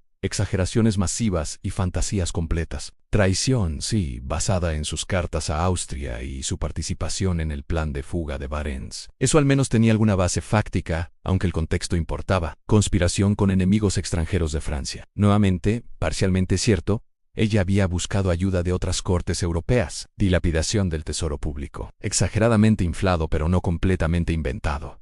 Y luego las acusaciones verdaderamente obscenas, que había organizado orgías en Versalles, que había tenido múltiples amantes, que había abusado sexualmente de su propio hijo Luis Carlos. Esta última acusación fue la más vil, basada en confesiones forzadas del niño de 8 años después de meses de maltrato psicológico. Cuando el fiscal leyó esa acusación específica, un silencio pesado llenó la sala del tribunal. Incluso algunos revolucionarios endurecidos se sintieron incómodos. María Antonieta, demacrada casi irreconociblemente por meses de prisión, con el cabello completamente blanco aunque tenía solo 37 años, con ojeras profundas, se puso de pie lentamente. Había permanecido mayormente callada durante el juicio, respondiendo preguntas brevemente. Pero esto era demasiado. Miró directamente a los jueces, y con voz clara, aunque temblorosa, dijo en apelo a todas las madres presentes. Esa frase simple rompió algo en la sala. Por un momento, no vieron al símbolo odiado, vieron a una madre defendiéndose de la acusación más horrible imaginable. Algunas mujeres en el público lloraron, incluso algunos jueces desviaron la mirada incómodos, pero no fue suficiente para cambiar nada. El veredicto ya estaba escrito. Después de 2 días de testimonio, la mayoría acusatorio, nada en su defensa, el tribunal se retiró para deliberar. Regresaron en menos de 1 hora, culpable de todos los cargos. Sentencia a muerte por guillotina. María Antonieta no mostró sorpresa. No lloró, no suplicó clemencia, solo asintió ligeramente, como aceptando algo que había sabido era inevitable. Fue llevada de vuelta a su celda. Esa noche escribió su última carta, a su cuñada Madame Elisabeth, aunque la carta nunca sería entregada. En ella perdonaba a todos sus enemigos. Hablaba de sus hijos con amor profundo, pedía que los cuidaran. Firmó tu desdichada hermana y amiga. María Antonieta fue su testamento emocional. Al amanecer siguiente, la llevarían a morir. La última noche de María Antonieta en la tierra fue en la Conciergerie, la prisión húmeda y oscura en el corazón de París. A orillas del Sena la llamaban antecámara de la muerte porque casi todos los que entraban eventualmente salían solo para ir a la guillotina. Le habían dado una celda pequeña, quizás 3 metros por 4, separada del resto de la celda por una cortina raída. Al otro lado de esa cortina, 2 guardias la vigilaban constantemente día y noche. No tenía privacidad incluso para funciones corporales más básicas. Debía usar un orinal mientras ellos miraban o fingían no mirar. No tenía dignidad, solo esperaba. Esa última noche, sabiendo que el amanecer traería su muerte, María Antonieta escribió con mano temblorosa su última carta. No a Fersen, que la había amado, no a su hija María Teresa, que debía sobrevivir sola, sino a Madame Elisabeth y cuñada, que había permanecido leal hasta el final. La carta es extraordinaria por lo que revela. No hay amargura, no hay odio, no hay maldiciones contra revolucionarios que la habían destruido. En cambio, perdonan a todos. Perdono a todos mis enemigos el daño que me han hecho. Habla de sus hijos con ternura, que rompe el corazón ante su amor por ellos, de su esperanza de que sean felices. Les pide que no busquen venganza, que vivan con Dios en sus corazones, que sean buenos, compasivos, mejores que el mundo que los rodeaba. Habla de Luis XVI con respeto y cariño. Lo recuerda como padre de sus hijos, no como el rey débil que fue, sino como el hombre que compartió su vida. La carta termina con dignidad simple en adiós, mi buena y tierna hermana. Que esta carta llegue a ti. Piensa siempre en mi anteabrazo con todo mi corazón, así como a esos pobres y queridos niños, afirmó a tu desdichada hermana y amiga, María Antonieta. Esa carta nunca llegó a Madame Elisabeth. Fue interceptada, guardada en archivos. Olvidada durante años, eventualmente fue encontrada y preservada. Hoy es uno de los documentos más conmovedores de la Revolución Francesa, un testimonio silencioso de la humanidad de una mujer que la historia había convertido en monstruo. Después de escribir la carta, María Antonieta se cortó el cabello. Sabía que al día siguiente el verdugo lo haría para exponer su cuello para la cuchilla. Prefirió hacerlo ella misma, conservar esa pequeña parcela de control sobre su propio cuerpo. Se cambió a un vestido blanco simple, el color del luto real, pero también el color de la inocencia. Rezó largamente, arrodillada en el piso frío, y luego esperó al amanecer. No durmió como podría, no lloró, al menos no donde los guardias pudieran ver. Solo esperó, con una calma que sorprendió a los guardias hostiles. Cuando llegó la mañana del 16 de octubre, estaba lista, tan lista como alguien puede estar para morir. La mañana del 16 de octubre de 1793 amaneció fría y gris, sobre París a niebla del Sena cielo, amenazando lluvia. María Antonieta se despertó en su celda de la conciergerie. Si había dormido algo fue solo minutos. Ya no era la reina de Francia, era la viuda Capeton prisionera número 280, esperando ejecución. A las 7 de la mañana, el verdugo Charles Henry Sanson llegó a su celda con sus asistentes. Era tradición que el verdugo cortara el cabello del condenado antes de la ejecución, pero María Antonieta ya lo había hecho ella misma durante la noche. Aún así, Sanson insistió en cortarlo más corto. Ella se sentó quieta mientras él trabajaba no protestó. Le ataron las manos a la espalda, no delicadamente con seda como habrían hecho con nobleza en tiempos anteriores, sino brutalmente con cuerda áspera que cortaba su piel. La vistieron con un simple vestido blanco, el color del luto real, pero también símbolo de pureza. Diana, si fue elección consciente de ella o accidente, nadie sabe. A las 11 de la mañana fue tiempo, la sacaron de su celda. La llevaron al patio de la conciergerie donde esperaba no el carruaje cerrado que había llevado a Luis XVI a su ejecución, sino una carreta abierta de madera, la misma usada para criminales comunes. La intención era humillar, mostrar que ya no era reina. Solo criminal. La subieron a la carreta. Tuvo que sentarse mirando hacia atrás, viendo de dónde venían en lugar de hacia dónde iban. Otra humillación calculada. El trayecto desde la conciergerie hasta la Place de la Revolution donde esperaba la guillotina era de casi una hora de tortura psicológica. Las calles estaban llenas de gente en miles, quizás decenas de miles. Algunos habían llegado desde provincias lejanas, específicamente para ver morir a la reina. Gritaban, la insultaban. «Ahí va la puta austriaca, por fin pagarás, monstruo. Mira cómo has caído». Algunos reían, otros lloraban, aunque no por simpatía sino por alegría de verla humillada. Algunos silbaban, algunos aplaudían. María Antonieta mantuvo la cabeza erguida durante todo el trayecto no miró a la multitud, no respondió a los insultos, no lloró. Su rostro era una máscara de calma absoluta, de dignidad que nadie podía quitarle aunque le quitaran todo lo demás. Algunos observadores, incluso revolucionarios que la odiaban, comentaron después sobre su porte extraordinario, cómo mantuvo compostura cuando la mayoría habría colapsado. En algún momento del camino, la carreta pasó un bache y María Antonieta involuntariamente pisó el pie de Sansón, el verdugo. Inmediatamente dijo: «Perdón, señor, no lo hice a propósito». Fueron casi sus últimas palabras, disculparse automáticamente, por hábito de cortesía tan profundamente ingrained, que persistía incluso en el camino a la muerte. Esa pequeña cortesía involuntaria humanizó el momento de maneras que propaganda no podía borrar. La guillotina esperaba en el centro de la Place de la Revolution. La plaza había sido rebautizada de Place Louis XV, donde una estatua ecuestre del abuelo de Luis XVI había estado durante décadas antes de ser derribada y destruida por revolucionarios. Ahora la plaza estaba dominada por la máquina de matar alta, silenciosa excepto por el viento que ocasionalmente movía la cuerda. Pintada de rollo eficiente y democrática, llamaban, mataba a nobles y a campesinos de la misma manera, sin discriminación. Cuando la carreta llegó, la multitud que había estado gritando durante el trayecto de repente guardó silencio. Un silencio pesado y expectante. Hasta los que más la odiaban sentían la gravedad del momento. María Antonieta bajó de la carreta. Necesitó ayuda porque sus manos estaban atadas a la espalda. Pero una vez en el suelo, subió los escalones hacia la plataforma de ejecución sola, sin vacilar, sin ayuda. Eran solo unos pocos escalones, pero debieron sentirse como montaña. El verdugo Sanson la esperaba arriba. Su trabajo era posicionar a los condenados correctamente, asegurarse de que la cuchilla cayera limpiamente. Era profesional. Había ejecutado a cientos, haría lo mismo con cientos más antes de que el terror terminara. La tomó por los hombros y la guió hacia la lunette, el marco de madera con semicírculo que sostendría su cabeza en posición. María Antonieta miró la cuchilla brillante sobre ella, miró la cesta que esperaría su cabeza cortada, y luego se arrodilló. Colocó su cuello en posición. Sanson ajustó la lunete superior para mantener su cabeza quieta. La multitud estaba completamente silenciosa ahora. Podía escucharse el viento, el crujir de madera, la respiración colectiva de miles. Y entonces Sanson tiró de la cuerda, la cuchilla cayó. El sonido fue rápido, seco, horriblemente fino, un golpe metálico. La cabeza de María Antonieta se separó de su cuerpo, rodó hacia la cesta en la sangre. Brotó del cuerpo decapitado. Sanson inmediatamente levantó la cabeza por el cabello blanco corto y la mostró al pueblo. «¡Viva la República!», gritó con voz fuerte. While la multitud, liberada del silencio, estalló en vítores, en aplausos, en celebración. «¡Viva la República! ¡Abajo la tiranía!». Algunos lloraban, esta vez de alegría, algunos bailaban, algunos cantaban la Marseillaise, el himno revolucionario. Acababan de ejecutar a una mujer de 37 años, una mujer que nunca gobernó realmente.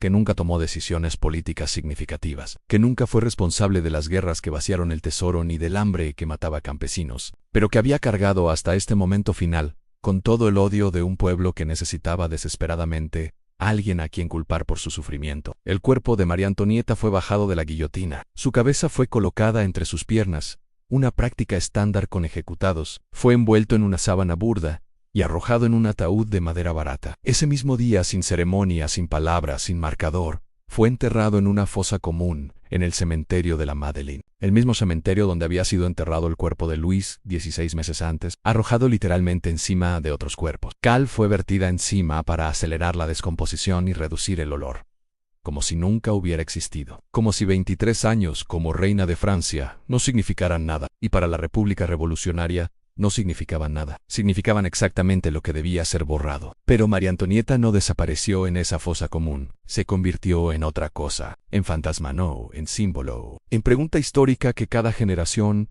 ha intentado responder de maneras diferentes. Para los revolucionarios que continuaron el terror, era confirmación de que nadie estaba por encima de la justicia revolucionaria. Ni reyes ni reinas, en todos podían caer. Para los monárquicos que sobrevivieron escondidos o exiliados, se convirtió instantáneamente en mártir, víctima inocente de la barbarie revolucionaria, símbolo de todo lo noble y refinado que la revolución había destruido. Ambas interpretaciones son demasiado simples, demasiado convenientes para sus propósitos políticos. La realidad es más complicada. ¿Fue villana o víctima? La respuesta es: Anne fue humana, cometió errores, algunos grandes, gastó demasiado en placeres personales mientras Francia sufría. Fue políticamente ingenua de maneras que empeoraron situaciones ya difíciles. Conspiró con potencias extranjeras contra el gobierno francés, lo cual técnicamente era traición. Pero también fue víctima de un matrimonio que no eligió, de un rol para el cual nunca fue preparada, de expectativas imposibles, de propaganda que la convirtió en monstruo, de misoginia sistemática que juzgaba cada uno de sus actos más duramente que actos idénticos de hombres, de xenofobia que nunca la aceptó como verdaderamente francesa, de un sistema político colapsando que necesitaba archivos expiatorios, y de una revolución que, aunque justificada en muchos aspectos, se convirtió en algo monstruoso que devoraba incluso a víctimas parcialmente inocentes. Durante más de 20 años, el cuerpo de María Antonieta permaneció en esa fosa común, en el cementerio de la Madeleine, olvidado oficialmente, enterrado bajo capas de tierra y centenares de otros cuerpos ejecutados. Cal quemando los restos, mezclándolos, haciendo identificación individual casi imposible. Francia pasó por transformaciones masivas durante esos años. El terror terminó con la ejecución de Robespierre.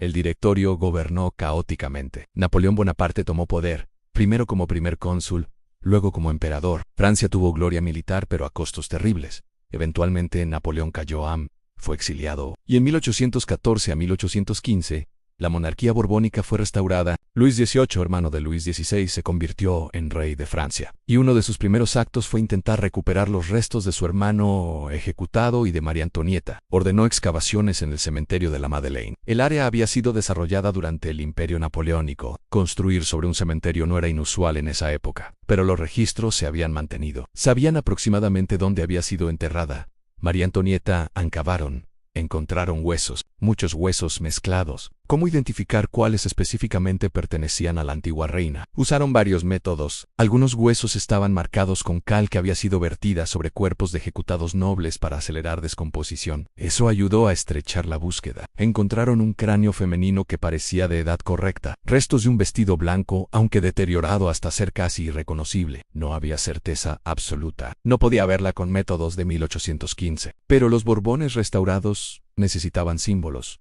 Necesitaban poder honrar a los mártires de la revolución, y esos huesos se convirtieron oficialmente en los restos de Luis XVI y María Antonieta. Fueron transportados con gran ceremonia a la Basílica de Saint-Denis, el lugar de descanso tradicional de los reyes de Francia desde tiempos medievales, la misma basílica que había sido saqueada durante la revolución, sus tumbas reales profanadas, huesos de generaciones de reyes arrojados a fosas comunes. Ahora era restaurada, y allí, en una cripta nueva, Luis XVI y María Antonieta fueron enterrados juntos, con todos los honores que se les negaron en muerte, con ceremonias religiosas elaboradas, con lloradores profesionales, con todo el espectáculo que la monarquía restaurada podía reunir. Hoy, su tumba en Saint-Denis es visitada por miles anualmente en turistas y historiadores, Monarchicus nostalgicus, personas simplemente curiosas sobre la mujer famosa que vivió y murió tan dramáticamente. Es un recordatorio de mármol de una vida que terminó en violencia, pero que la historia intenta, aunque tardíamente, honrar de alguna manera. Cuando María Antonieta murió, dejó atrás a 2 hijos vivos, y su destino fue tan trágico como el de ella, quizás más porque eran completamente inocentes incluso de los errores que se podían atribuir a sus padres. María Teresa Carlota Hayameyer tenía 15 años cuando su madre fue ejecutada. Había estado prisionera con su familia durante años, había visto a su padre ejecutado. Había sido separada de su madre. Ahora estaba completamente sola en una celda en la Torre del Temple. La mantuvieron prisionera en condiciones terribles durante casi 3 años más, sin educación, sin compañía excepto guardias hostiles, sin saber si viviría o moriría. Finalmente, en diciembre de 1795, fue liberada a cambio de prisioneros austriacos. Tenía 17 años. Regresó a Austria, tierra de su madre que ella apenas recordaba. Se casó con su primo, Luis Antonio de Artois-Duc d'Angoulême, hijo del futuro Carlos X. Tuvo una vida larga, muriendo en 1851, a los 72 años. Pero nunca se recuperó del trauma. Nunca tuvo hijos propios. Nunca habló públicamente sobre los años terribles de prisión. El dolor era demasiado profundo. Mantuvo un retrato de su madre en sus habitaciones privadas hasta su muerte, pero pocas veces lo miraba porque era demasiado doloroso. El destino de Luis Carlos, el Delfín, el niño que técnicamente debía haber sido reconocido como Luis XVII después de la ejecución de su padre, fue mucho más oscuro. Tenía 8 años cuando lo separaron de su madre por última vez. Nunca la volvió a ver. Fue entregado a Antoine Simon, un zapatero revolucionario fanático, que lo consideraba su trabajo reeducar al niño, romper cualquier idea de que era especial o noble. El maltrato fue sistemático y brutal. Lo obligaron a beber alcohol, a cantar canciones revolucionarias obscenas, a usar lenguaje grosero. Lo encerraron en una habitación pequeña y oscura donde apenas podía moverse. Lo dejaron en suciedad, sin baño adecuado, sin limpieza física y psicológicamente torturado para destruir su identidad. Y lo peor, lo obligaron a firmar declaraciones acusando a su madre de abuso sexual y de incesto. Un niño de 8 años, aterrorizado y maltratado, forzado a decir cosas horribles sobre la madre que lo había amado. Esas confesiones fueron usadas en el juicio de María Antonieta para destruir cualquier simpatía pública restante hacia ella. Luis Carlos murió en prisión el 8 de junio de 1795, tenía 10 años. La causa oficial fue tuberculosis, pero las condiciones de su encierro fueron tan brutales, tan inhumanas, que muchos historiadores lo consideran asesinato aunque lento. Su cuerpo fue enterrado en una fosa común, pero su corazón fue extraído durante autopsia, como era costumbre con realeza. Ese corazón fue preservado en alcohol, pasó por varias manos durante décadas, fue robado, recuperado, olvidado, redescubierto. Finalmente, en 2004, después de análisis de ADN confirmando que efectivamente pertenecía a un descendiente de María Teresa de Austria, fue enterrado ceremonialmente en Saint-Denis junto a los restos de sus padres, más de 2 siglos después de su muerte torturada. Los hijos de María Antonieta fueron víctimas tanto como ella, quizás más, porque al menos ella tuvo años de vida adulta, de placeres, de amor. Ellos fueron castigados por el simple crimen de haber nacido en el trono. Uno de los aspectos más fascinantes y perturbadores de la historia de María Antonieta es como la propaganda sistemática la destruyó mucho antes de que la guillotina física cayera. Fue ejecutada primero en el imaginario público, convertida en monstruo de papel antes de convertirse en cadáver real. Los panfletos comenzaron siendo relativamente moderados en los años 1770 segundos an críticas de su gasto, comentarios sobre su frivolidad, insinuaciones de que influía mal al rey. Pero como la crisis política y económica empeoró durante los 1780 segundos, los panfletos se volvieron progresivamente más viciosos, más explícitos, más completamente desconectados de cualquier realidad. La dibujaban como prostituta, como lesbiana insaciable, como organizadora de orgías masivas en Versalles, como traidora vendiendo secretos militares a Austria, como madre desnaturalizada que abusaba sexualmente de sus propios hijos. Las ilustraciones eran explícitamente pornográficas. Mostraban a María Antonieta en posiciones sexuales con guardias, nobles, otras mujeres, incluso animales en las versiones más extremas. No era solo entretenimiento obsceno, era arma política diseñada específicamente para destruir cualquier respeto o simpatía hacia la corona. Y funcionó brillantemente, mucho más efectivamente que cualquier argumento político racional, porque apelaba a emociones viscerales, a voyerismo, a odio sexual mezclado con odio de clase, a misoginia profundamente arraigada, a xenofobia, a cada instinto oscuro que puede ser manipulado para crear odio masivo hacia un objetivo específico. La verdad histórica documentada es mucho menos excitante. María Antonieta probablemente fue fiel a Luis XVI, excepto posiblemente con Fersen, Y incluso eso es incierto. No hay evidencia creíble de múltiples amantes, de orgías, de relaciones lesbianas, de abuso de niños a nada, solo propaganda hábilmente diseñada. Pero la propaganda ganó. Creó una María Antonieta ficticia en la mente pública, que era mucho más poderosa que la mujer real. Y esa María Antonieta ficticia es la que fue odiada hasta el punto de genocidio simbólico.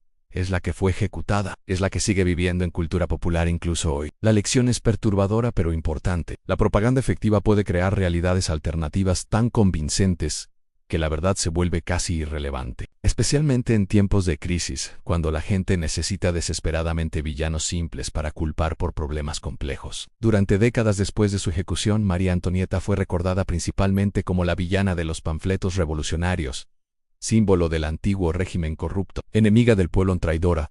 Pero la historia tiene formas interesantes de reinterpretar sus personajes. Con la restauración borbónica en 1814 a 1815, María Antonieta comenzó su primera reinvención. Los monárquicos restaurados la convirtieron en mártir santa, víctima completamente inocente de la barbarie revolucionaria, madre perfecta, esposa devota, reina ejemplar que había hecho todo correctamente y fue castigada injustamente por turbas de bestias. Esta versión también era propaganda, solo que en dirección opuesta. Ignoraba sus errores reales, ignoraba su frivolidad genuina, ignoraba su participación en conspiraciones contra la revolución. La convertía en ícono de perfección, lo cual era tan falso como la imagen de monstruo depravado. Durante el siglo XIX, historiadores comenzaron a examinar documentos reales, a leer sus cartas, a estudiar archivos, a intentar separar persona de propaganda.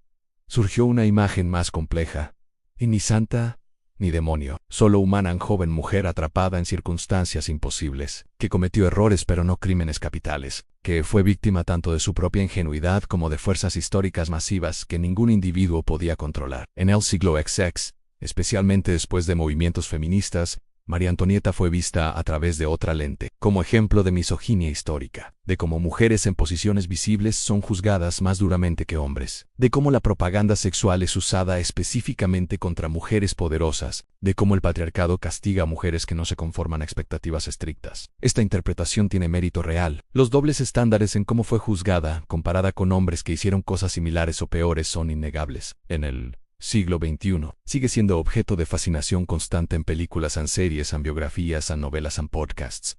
Cada generación la reinterpreta según sus propios valores y preocupaciones. La película de Sofía Coppola de 2006 la mostró como adolescente punk atrapada en Versalles, usando música moderna y anacronismos deliberados para hacerla relevante a audiencias jóvenes. Biografías recientes enfatizan diferentes aspectos, algunas su victimización, otra su agencia limitada pero real, otra su papel en conspiraciones antirrevolucionarias. La pregunta que todos intentan responder, ¿quién fue realmente? La respuesta incómoda es que nunca lo sabremos completamente, porque cada fuente está sesgada. Los documentos oficiales la muestran solo en roles ceremoniales. Sus cartas privadas son valiosas pero limitadas. Los testimonios de contemporáneos están todos coloreados por sus propias agendas políticas. La propaganda la oscurece completamente. Lo que nos queda son fragmentos, piezas de un rompecabezas que nunca encajarán perfectamente. Y quizás eso es apropiado, porque María Antonieta en vida fue constantemente reinterpretada por quienes la rodeaban, convertida en lo que necesitaban que fuera, símbolo más que persona, y en muerte continúa siendo símbolo, reinterpretado infinitamente. Nunca completamente comprendido, siempre fascinante. María Antonieta se ha convertido en uno de los personajes históricos más representados en cultura popular, en películas, en series de televisión, novelas, en obras de teatro, en óperas, en musicales, cómics, en videojuegos incluso. Cada medio encuentra algo diferente en su historia. Las primeras representaciones cinematográficas en los años 1930 segundos la mostraban como heroína romántica y trágica. Norma Shearer en la película de 1938 la interpretó como mujer noble destruida por circunstancias. Énfasis en romance, belleza, tragedia. Muy poca atención a política o historia real. Era entretenimiento más que educación. En los años 1950 segundos 1970s, representaciones tendían a enfatizar el aspecto de advertencia histórica, lo que sucede cuando élites se desconectan completamente del pueblo. cuando lujo extremo coexiste con pobreza extrema. María Antonieta como símbolo de decadencia, que inevitablemente colapsa. La película de Sofía Coppola en 2006 tomó dirección completamente diferente. Presentó a María Antonieta como adolescente moderna, atrapada en mundo que no entendía. Usó música rock anacrónicamente. Mostró escenas de compras de zapatos como si fuera en boutique contemporánea. Enfatizó su juventud, su soledad, su búsqueda de identidad. Fue criticada por historiadores, por inexactitudes, pero amada por audiencias, jóvenes que se identificaban con protagonista. Biografías noveladas toman libertades aún mayores. Algunas la convierten en heroína de romance histórico, otras en víctima trágica de fuerzas políticas, algunas incluso en agente secreta competente trabajando contra la revolución. La verdad histórica es menos importante que crear narrativa emocionalmente satisfactoria. Resentiment ha sido usada en contextos completamente inesperados. En anime japonés aparece como personaje en series de fantasía histórica, en videojuegos como símbolo de nobleza o decadencia, dependiendo del juego. En memes de internet donde Let them eat cake es usado irónicamente para cualquier comentario desconectado de la realidad. La frase que nunca dijo se ha convertido en su marca más reconocible. Lo fascinante es cómo cada representación dice más sobre la época que la crea que sobre María Antonieta histórica. Los años 1930 segundos necesitaban glamour y romance para escapar de la depresión. Los 2000 segundos necesitaban narrativas de adolescentes incomprendidos. Internet necesita memes fácilmente compartibles. Y María Antonieta es suficientemente conocida, suficientemente trágica, suficientemente ambigua que puede ser moldeada para servir cualquier propósito cultural. Se ha convertido en lienzo en blanco sobre el cual cada generación proyecta sus propias preocupaciones, valores, fantasías, y probablemente continuará siendo reinterpretada infinitamente porque su historia tiene todos los elementos que hacen narrativas. Duraderas en belleza, poder, lujo, escándalo, caída dramática, muerte violenta. Es material perfecto para mito cultural. Y mito es exactamente lo que se ha convertido, mucho más que historia real. Si la historia de María Antonieta enseña algo, debería ser sobre los peligros del odio colectivo, sobre cómo propaganda puede destruir vidas reales, sobre cómo chivos expiatorios son creados cuando sociedades enfrentan crisis complejas, sobre cómo personas se convierten en símbolos que luego son destruidos como si destruir símbolos resolviera problemas reales. Pero la historia no aprende lecciones, se repite con variaciones superficiales, una y otra vez. Sociedades en crisis buscan culpables simples, rostros específicos en los cuales enfocar rabia difusa, y siempre encuentran los mismos tipos de objetivos. Los diferentes en los extranjeros, los visiblemente privilegiados, los vulnerables que no pueden defenderse efectivamente. María Antonieta fue austriaca en Francia en extranjera. Por eso fue fácil acusarla de traición cuando las cosas se pusieron difíciles. Su lealtad fue automáticamente sospechosa de maneras que la lealtad de nobles franceses nunca fue cuestionada con igual intensidad.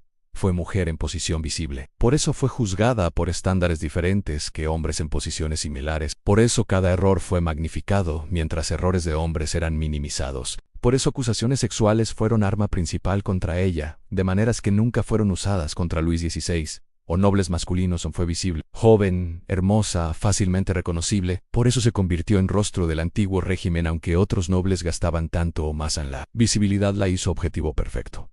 Y ese patrón se repite en cada crisis económica, en cada conflicto político, en cada momento de cambio social rápido. Personas buscan chivos expiatorios, buscan rostros simples para odiar, y generalmente encuentran a los mismos tipos en inmigrantes culpados de problemas económicos, minorías convertidas en amenazas existenciales, mujeres poderosas acusadas de corrupción sexual, intelectuales atacados como enemigos del pueblo. Los detalles cambian, los nombres cambian, pero la estructura permanece idéntica. Y mientras sigamos buscando chivos expiatorios en lugar de resolver problemas sistémicos complejos, seguiremos creando nuevas María Antonietas, nuevas víctimas de nuestra propia incapacidad de enfrentar realidades complicadas. Porque es más fácil odiar a una persona que cambiar un sistema. Es más satisfactorio emocionalmente tener villano. Claro que admitir que los problemas son complejos, multifactoriales, sin soluciones simples. María Antonieta no causó la Revolución Francesa. Décadas de mal gobierno, guerras costosas, sistema fiscal disfuncional, cambios económicos masivos, ilustración minando fundamentos ideológicos de monarquía absoluta, todo eso causó la revolución. Pero era más fácil culpar a una mujer joven y visible que entender toda esa complejidad. Y ella pagó con su vida por esa simplicidad. Después de que la familia real fue forzada a abandonar Versalles en octubre de 1789, el palacio quedó vacío. Han abandonado durante años, fue saqueado sistemáticamente. Los revolucionarios destruyeron símbolos monárquicos, quemaron muebles con flores de lis, vendieron obras de arte para financiar guerras, despojaron tapices, rompieron espejos. El palacio, que había sido centro del poder francés durante más de un siglo, se convirtió en cascarón vacío. Napoleón consideró restaurarlo como residencia imperial, pero nunca lo hizo completamente. Prefirió otros palacios. Durante la restauración borbónica, algunos intentos fueron hechos de restaurar Versalles a algo parecido a su antigua gloria, pero nunca volvió a ser residencia real principal. Era demasiado grande, demasiado costoso de mantener, demasiado lleno de fantasmas revolucionarios. En 1837, el rey Luis Felipe decidió convertir Versalles en museo, dedicado a todas las glorias de Francia. Era forma de preservar el palacio, sin usarlo como símbolo monárquico activo, políticamente astuto en una Francia que aún estaba decidiendo si quería ser monarquía o república. Hoy, Versalles es uno de los sitios turísticos más visitados del mundo. Millones vienen anualmente. Caminan por los salones de los espejos donde María Antonieta bailó. Visitan sus habitaciones, preservadas o recreadas para parecer como eran. Recorren jardines que ella diseñó. Visitan especialmente el pequeño Trianon y el Jamo de la Reine, su aldea decorativa. Estos espacios privados donde ella buscó escape se han convertido en sus memoriales más potentes, porque muestran su humanidad, su deseo de privacidad, normalidad, escape del protocolo sofocante. Turistas toman miles de selfies donde ella caminó. La mayoría conocen solo fragmentos de su historia. La frase del pastel que nunca dijo, que fue ejecutada durante la Revolución, que era hermosa y trágica. Los detalles se pierden, pero algo en su historia sigue resonando. Versalles nunca olvidó a María Antonieta. Su presencia está en cada habitación, cada jardín, en cada espejo, no literalmente como fantasma, sino como memoria, como la última reina que realmente vivió allí, la última que consideró Versalles hogar en lugar de museo, y en cierto sentido poético, ella ganó, fue expulsada de Versalles tan humillada, ejecutada, intentaron borrarla de la historia. Pero hoy, cuando la gente visita Versalles, es a ella a quien buscan. Sus habitaciones son las más populares. Su historia es la más contada. Luis XIV construyó Versalles, pero es María Antonieta quien lo habita en imaginación popular. Es su fantasma el que camina por esos pasillos vacíos, y eso es forma de inmortalidad, aunque no la que hubiera elegido. Los hombres que juzgaron a María Antonieta y votaron por su muerte no eran monstruos caricaturescos, no eran villanos de melodrama, eran revolucionarios, hombres que creían genuinamente, apasionadamente, que estaban salvando a Francia, que estaban creando un mundo mejor, más justo, más libre, y para crear ese mundo, creían que símbolos del viejo orden debían ser completamente destruidos. María Antonieta era uno de esos símbolos. Fauquier Tinville, el fiscal que la acusó, era fanático revolucionario. Creía que aristócratas eran enemigos naturales del pueblo, que mostrar misericordia era debilidad peligrosa. Ejecutó esas creencias con eficiencia burocrática. Miles murieron basados en acusaciones que él presentó. Pero desde su perspectiva, estaba haciendo trabajo necesario, limpiando Francia de elementos contrarrevolucionarios. Los jueces que la condenaron venían de backgrounds diversos. Algunos habían sido abogados antes de la revolución, otros artesanos o comerciantes elevados por eventos revolucionarios. Todos creían que estaban dispensando justicia, no venganza, que los cargos contra María Antonieta eran verdaderos o al menos verdaderos suficientemente para justificar ejecución. El problema con destruir símbolos es que a veces olvidas que son personas. Los jueces miraron a María Antonieta y vieron a la reina, símbolo del antiguo régimen odiado, enemiga abstracta del pueblo. No vieron a la madre separada de sus hijos, no vieron a la viuda cuyo esposo había sido ejecutado, no vieron a la mujer asustada tratando de sobrevivir.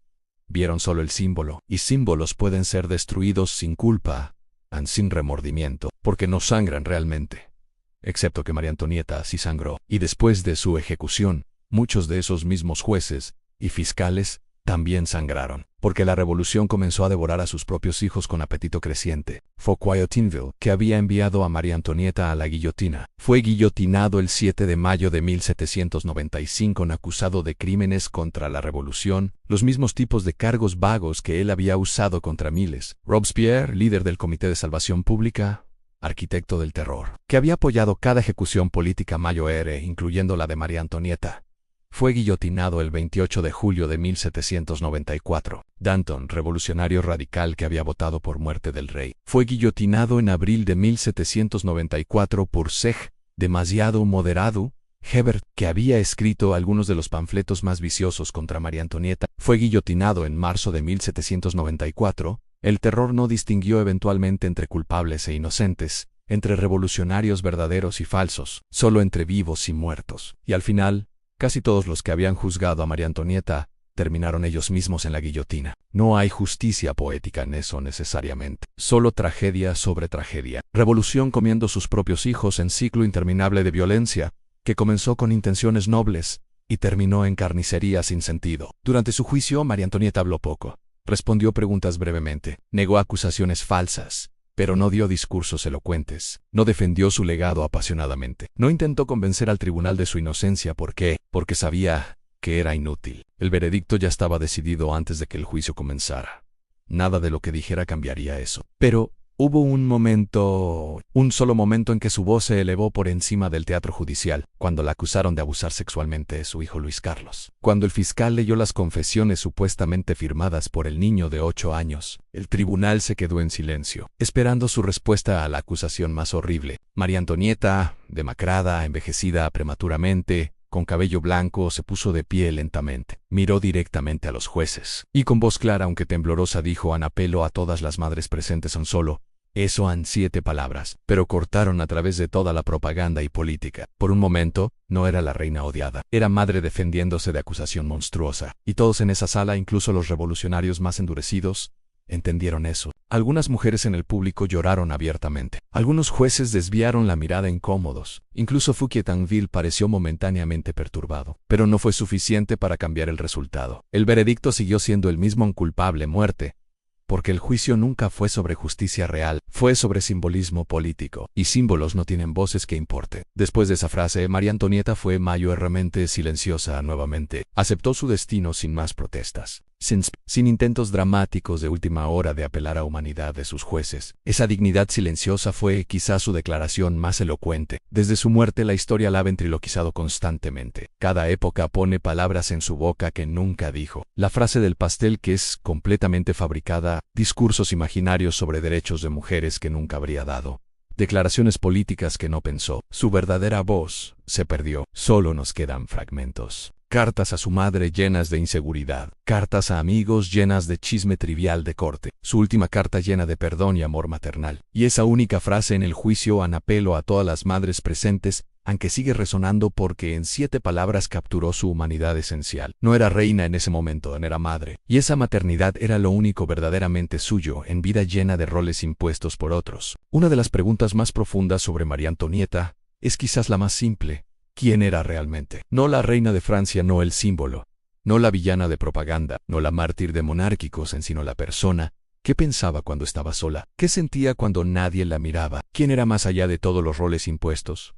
Las cartas privadas nos dan pistas. Era profundamente insegura. Buscaba aprobación constantemente, de su madre especialmente, aunque nunca la recibió satisfactoriamente, de la corte que la juzgaba, de amigos que elegía cuidadosamente, de su esposo que la ignoraba. Se sentía inadecuada en roles que se esperaba llenara. No suficientemente inteligente, no suficientemente seria, no suficientemente política, no suficientemente buena como esposa al principio cuando el matrimonio no se consumaba, no suficientemente fértil cuando tardó años en quedar embarazada, siempre no suficiente de algo. Pero también tenía fortalezas que raramente se reconocen. Era leal ferozmente a quienes consideraba amigos verdaderos. Gastó fortunas ayudando a amigos en problemas financieros. Defendió a favoritos contra críticas de corte. Cuando amaba, amaba profundamente.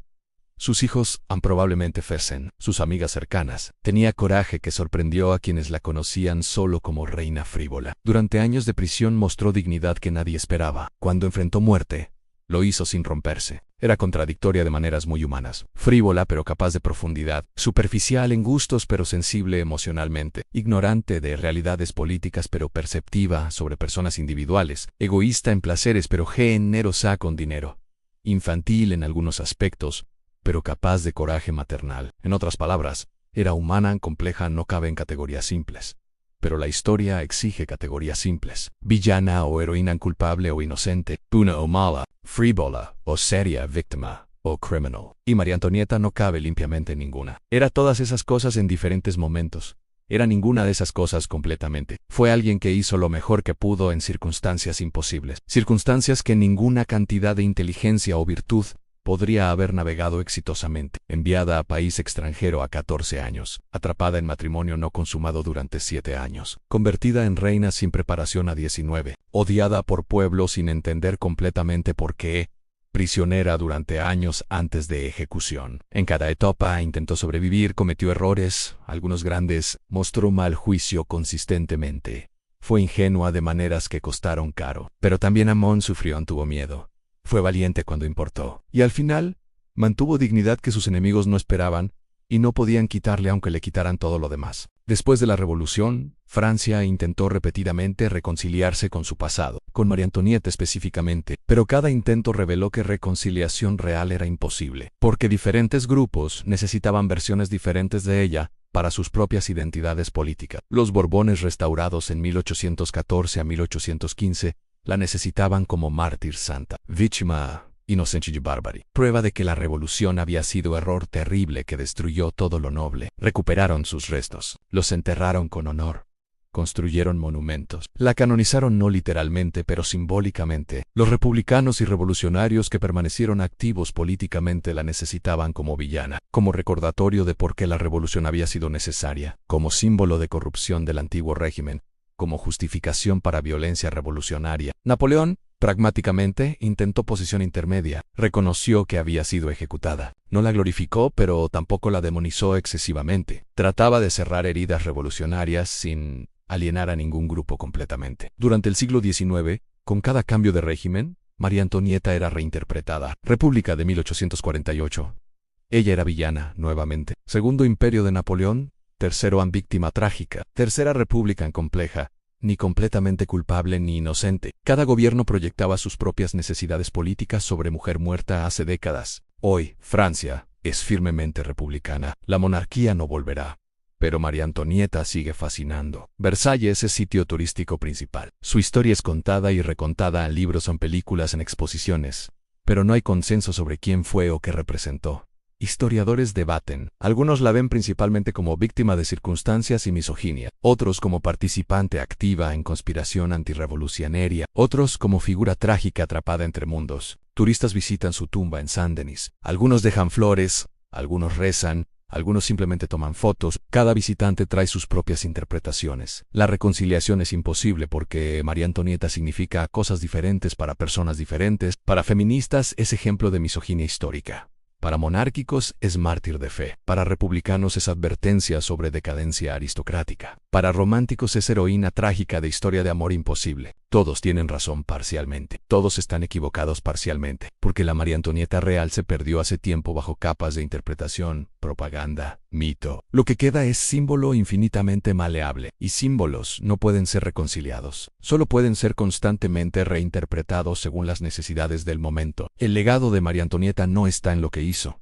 Está en lo que representa, en las preguntas incómodas que su historia plantea, sobre poder y privilegio, sobre cómo sociedades crean chivos expiatorios, sobre el precio de ser diferente en tiempos de crisis, sobre cómo odio masivo es fabricado y dirigido, sobre justicia versus venganza. Representa el peligro del odio colectivo cuando es desatado sin restricciones. Cuando multitudes deciden que alguien merece morir no por crímenes específicos comprobables, sino porque simboliza todo lo malo. Cuando propaganda reemplaza evidencia, cuando emoción reemplaza razón. Representa el poder de propaganda para destruir vidas, como mentiras repetidas consistentemente se vuelven verdades en mente pública, como reputaciones pueden ser destruidas sistemáticamente sin importar hechos reales, como difamación sexual es usada específicamente contra mujeres. Representa la vulnerabilidad de ser diferente, extranjera en tiempo de nacionalismo creciente.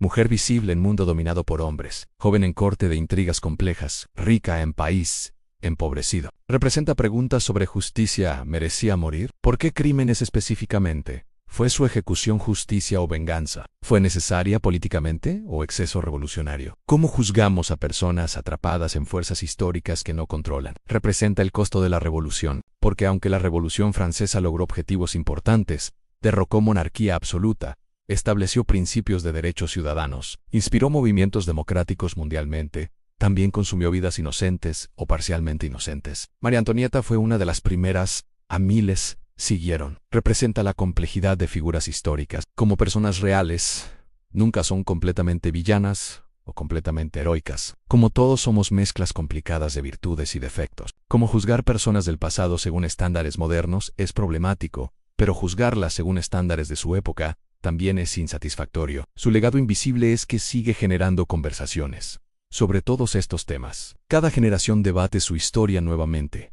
Cada época la reinterpreta, y en esas interpretaciones constantemente cambiantes, revelamos más sobre nosotros mismos que sobre ella, que valoramos, aunque tememos. Como pensamos sobre poder, género, justicia, violencia, María Antonieta se ha convertido en espejo histórico. Miramos su historia y nos vemos reflejados, y ese reflejo cambia según quiénes somos y cuando miramos. Al final, después de todo lo contado, toda la propaganda examinada, todos los mitos deconstruidos. ¿Cuál es la verdad sobre María Antonieta? La verdad es simple y complicada simultáneamente. No fue la villana monstruosa que los panfletos revolucionarios pintaron. No fue la santa mártir que los monárquicos veneraron después. Fue una joven enviada a país extranjero a 14 años para ser instrumento político. Fue una esposa ignorada durante 7 años humillantes. Fue una reina sin poder real pero con responsabilidad simbólica masiva. Fue una madre que amó profundamente a sus hijos. Fue una prisionera que intentó sobrevivir con dignidad. Y fue una víctima de circunstancias que no pudo controlar. Cometió errores. Gastó demasiado en frivolidades mientras Francia sufría. Fue políticamente ingenua de maneras que empeoraron situaciones. Se rodeó de personas que generaron envidia destructiva. Conspiró con potencias extranjeras contra gobierno revolucionario. Técnicamente traición. Pero no causó la revolución. No vació el tesoro que estaba vacío mucho antes de su llegada. No inventó el hambre causado por malas cosechas y distribución ineficiente. Solo fue el rostro conveniente que el pueblo eligió para odiar. Y ese odio la consumió completamente. La transformó de persona en símbolo, de mujer en monstruo imaginario, de viva en muerta. Pero la muerte no fue el final. Porque María Antonieta sigue viva no como persona, sino como preguntan, como espejo, como advertencia, como símbolo infinitamente reinterpretado. Y quizás esa es su verdad final, que nunca será completamente entendida, nunca completamente juzgada justamente. Nunca reducida a categorías simples porque fue humana, y los humanos somos irreductiblemente complejos. María Antonieta caminó hacia la guillotina el 16 de octubre de 1793, a las 12 del mediodía. Cada paso fue observado por miles, cada movimiento juzgado, cada expresión facial interpretada. Subió los escalones sin ayuda, sin llorar, sin suplicar. Mantuvo dignidad que sorprendió incluso a enemigos. Cuando pisó accidentalmente el pie del verdugo, se disculpó. Cortesía automática persistiendo incluso en camino a muerte, se arrodilló. Colocó su cuello en posición, miró la cuchilla por última vez y esperó. La cuchilla cayó rápido. Final horrible en su cabeza rodó. El verdugo la levantó y la mostró al pueblo. ¡Viva la República! La multitud vitoreó, pero algo cambió en ese momento, algo imperceptible. La ejecución de María Antonieta no resolvió nada. El hambre continuó. Las guerras continuaron. El terror empeoró. Francia sangró durante años más y lentamente, muy lentamente, algunos comenzaron a preguntarse si habían matado a la persona correcta, si habían castigado al verdadero culpable, o si simplemente habían sacrificado chivo expiatorio conveniente mientras problemas reales permanecían sin resolver. María Antonieta murió hace más de 230 años, pero sigue presente en Versalles que la recuerda, en libros que cuentan su historia, en películas que la reimaginan, en conversaciones que continúan no como persona, como memoria, como símbolo, como pregunta que cada generación intenta responder de nuevo. ¿Fue villana o víctima? La respuesta es, fue humana, atrapada entre el lujo y la sangre, entre privilegio y guillotina, entre ser símbolo y ser persona. Esta fue su verdad tan complicada, trágica e irreductiblemente humana. Ahora, deja que el pasado descanse, y que tu noche también encuentre silencio.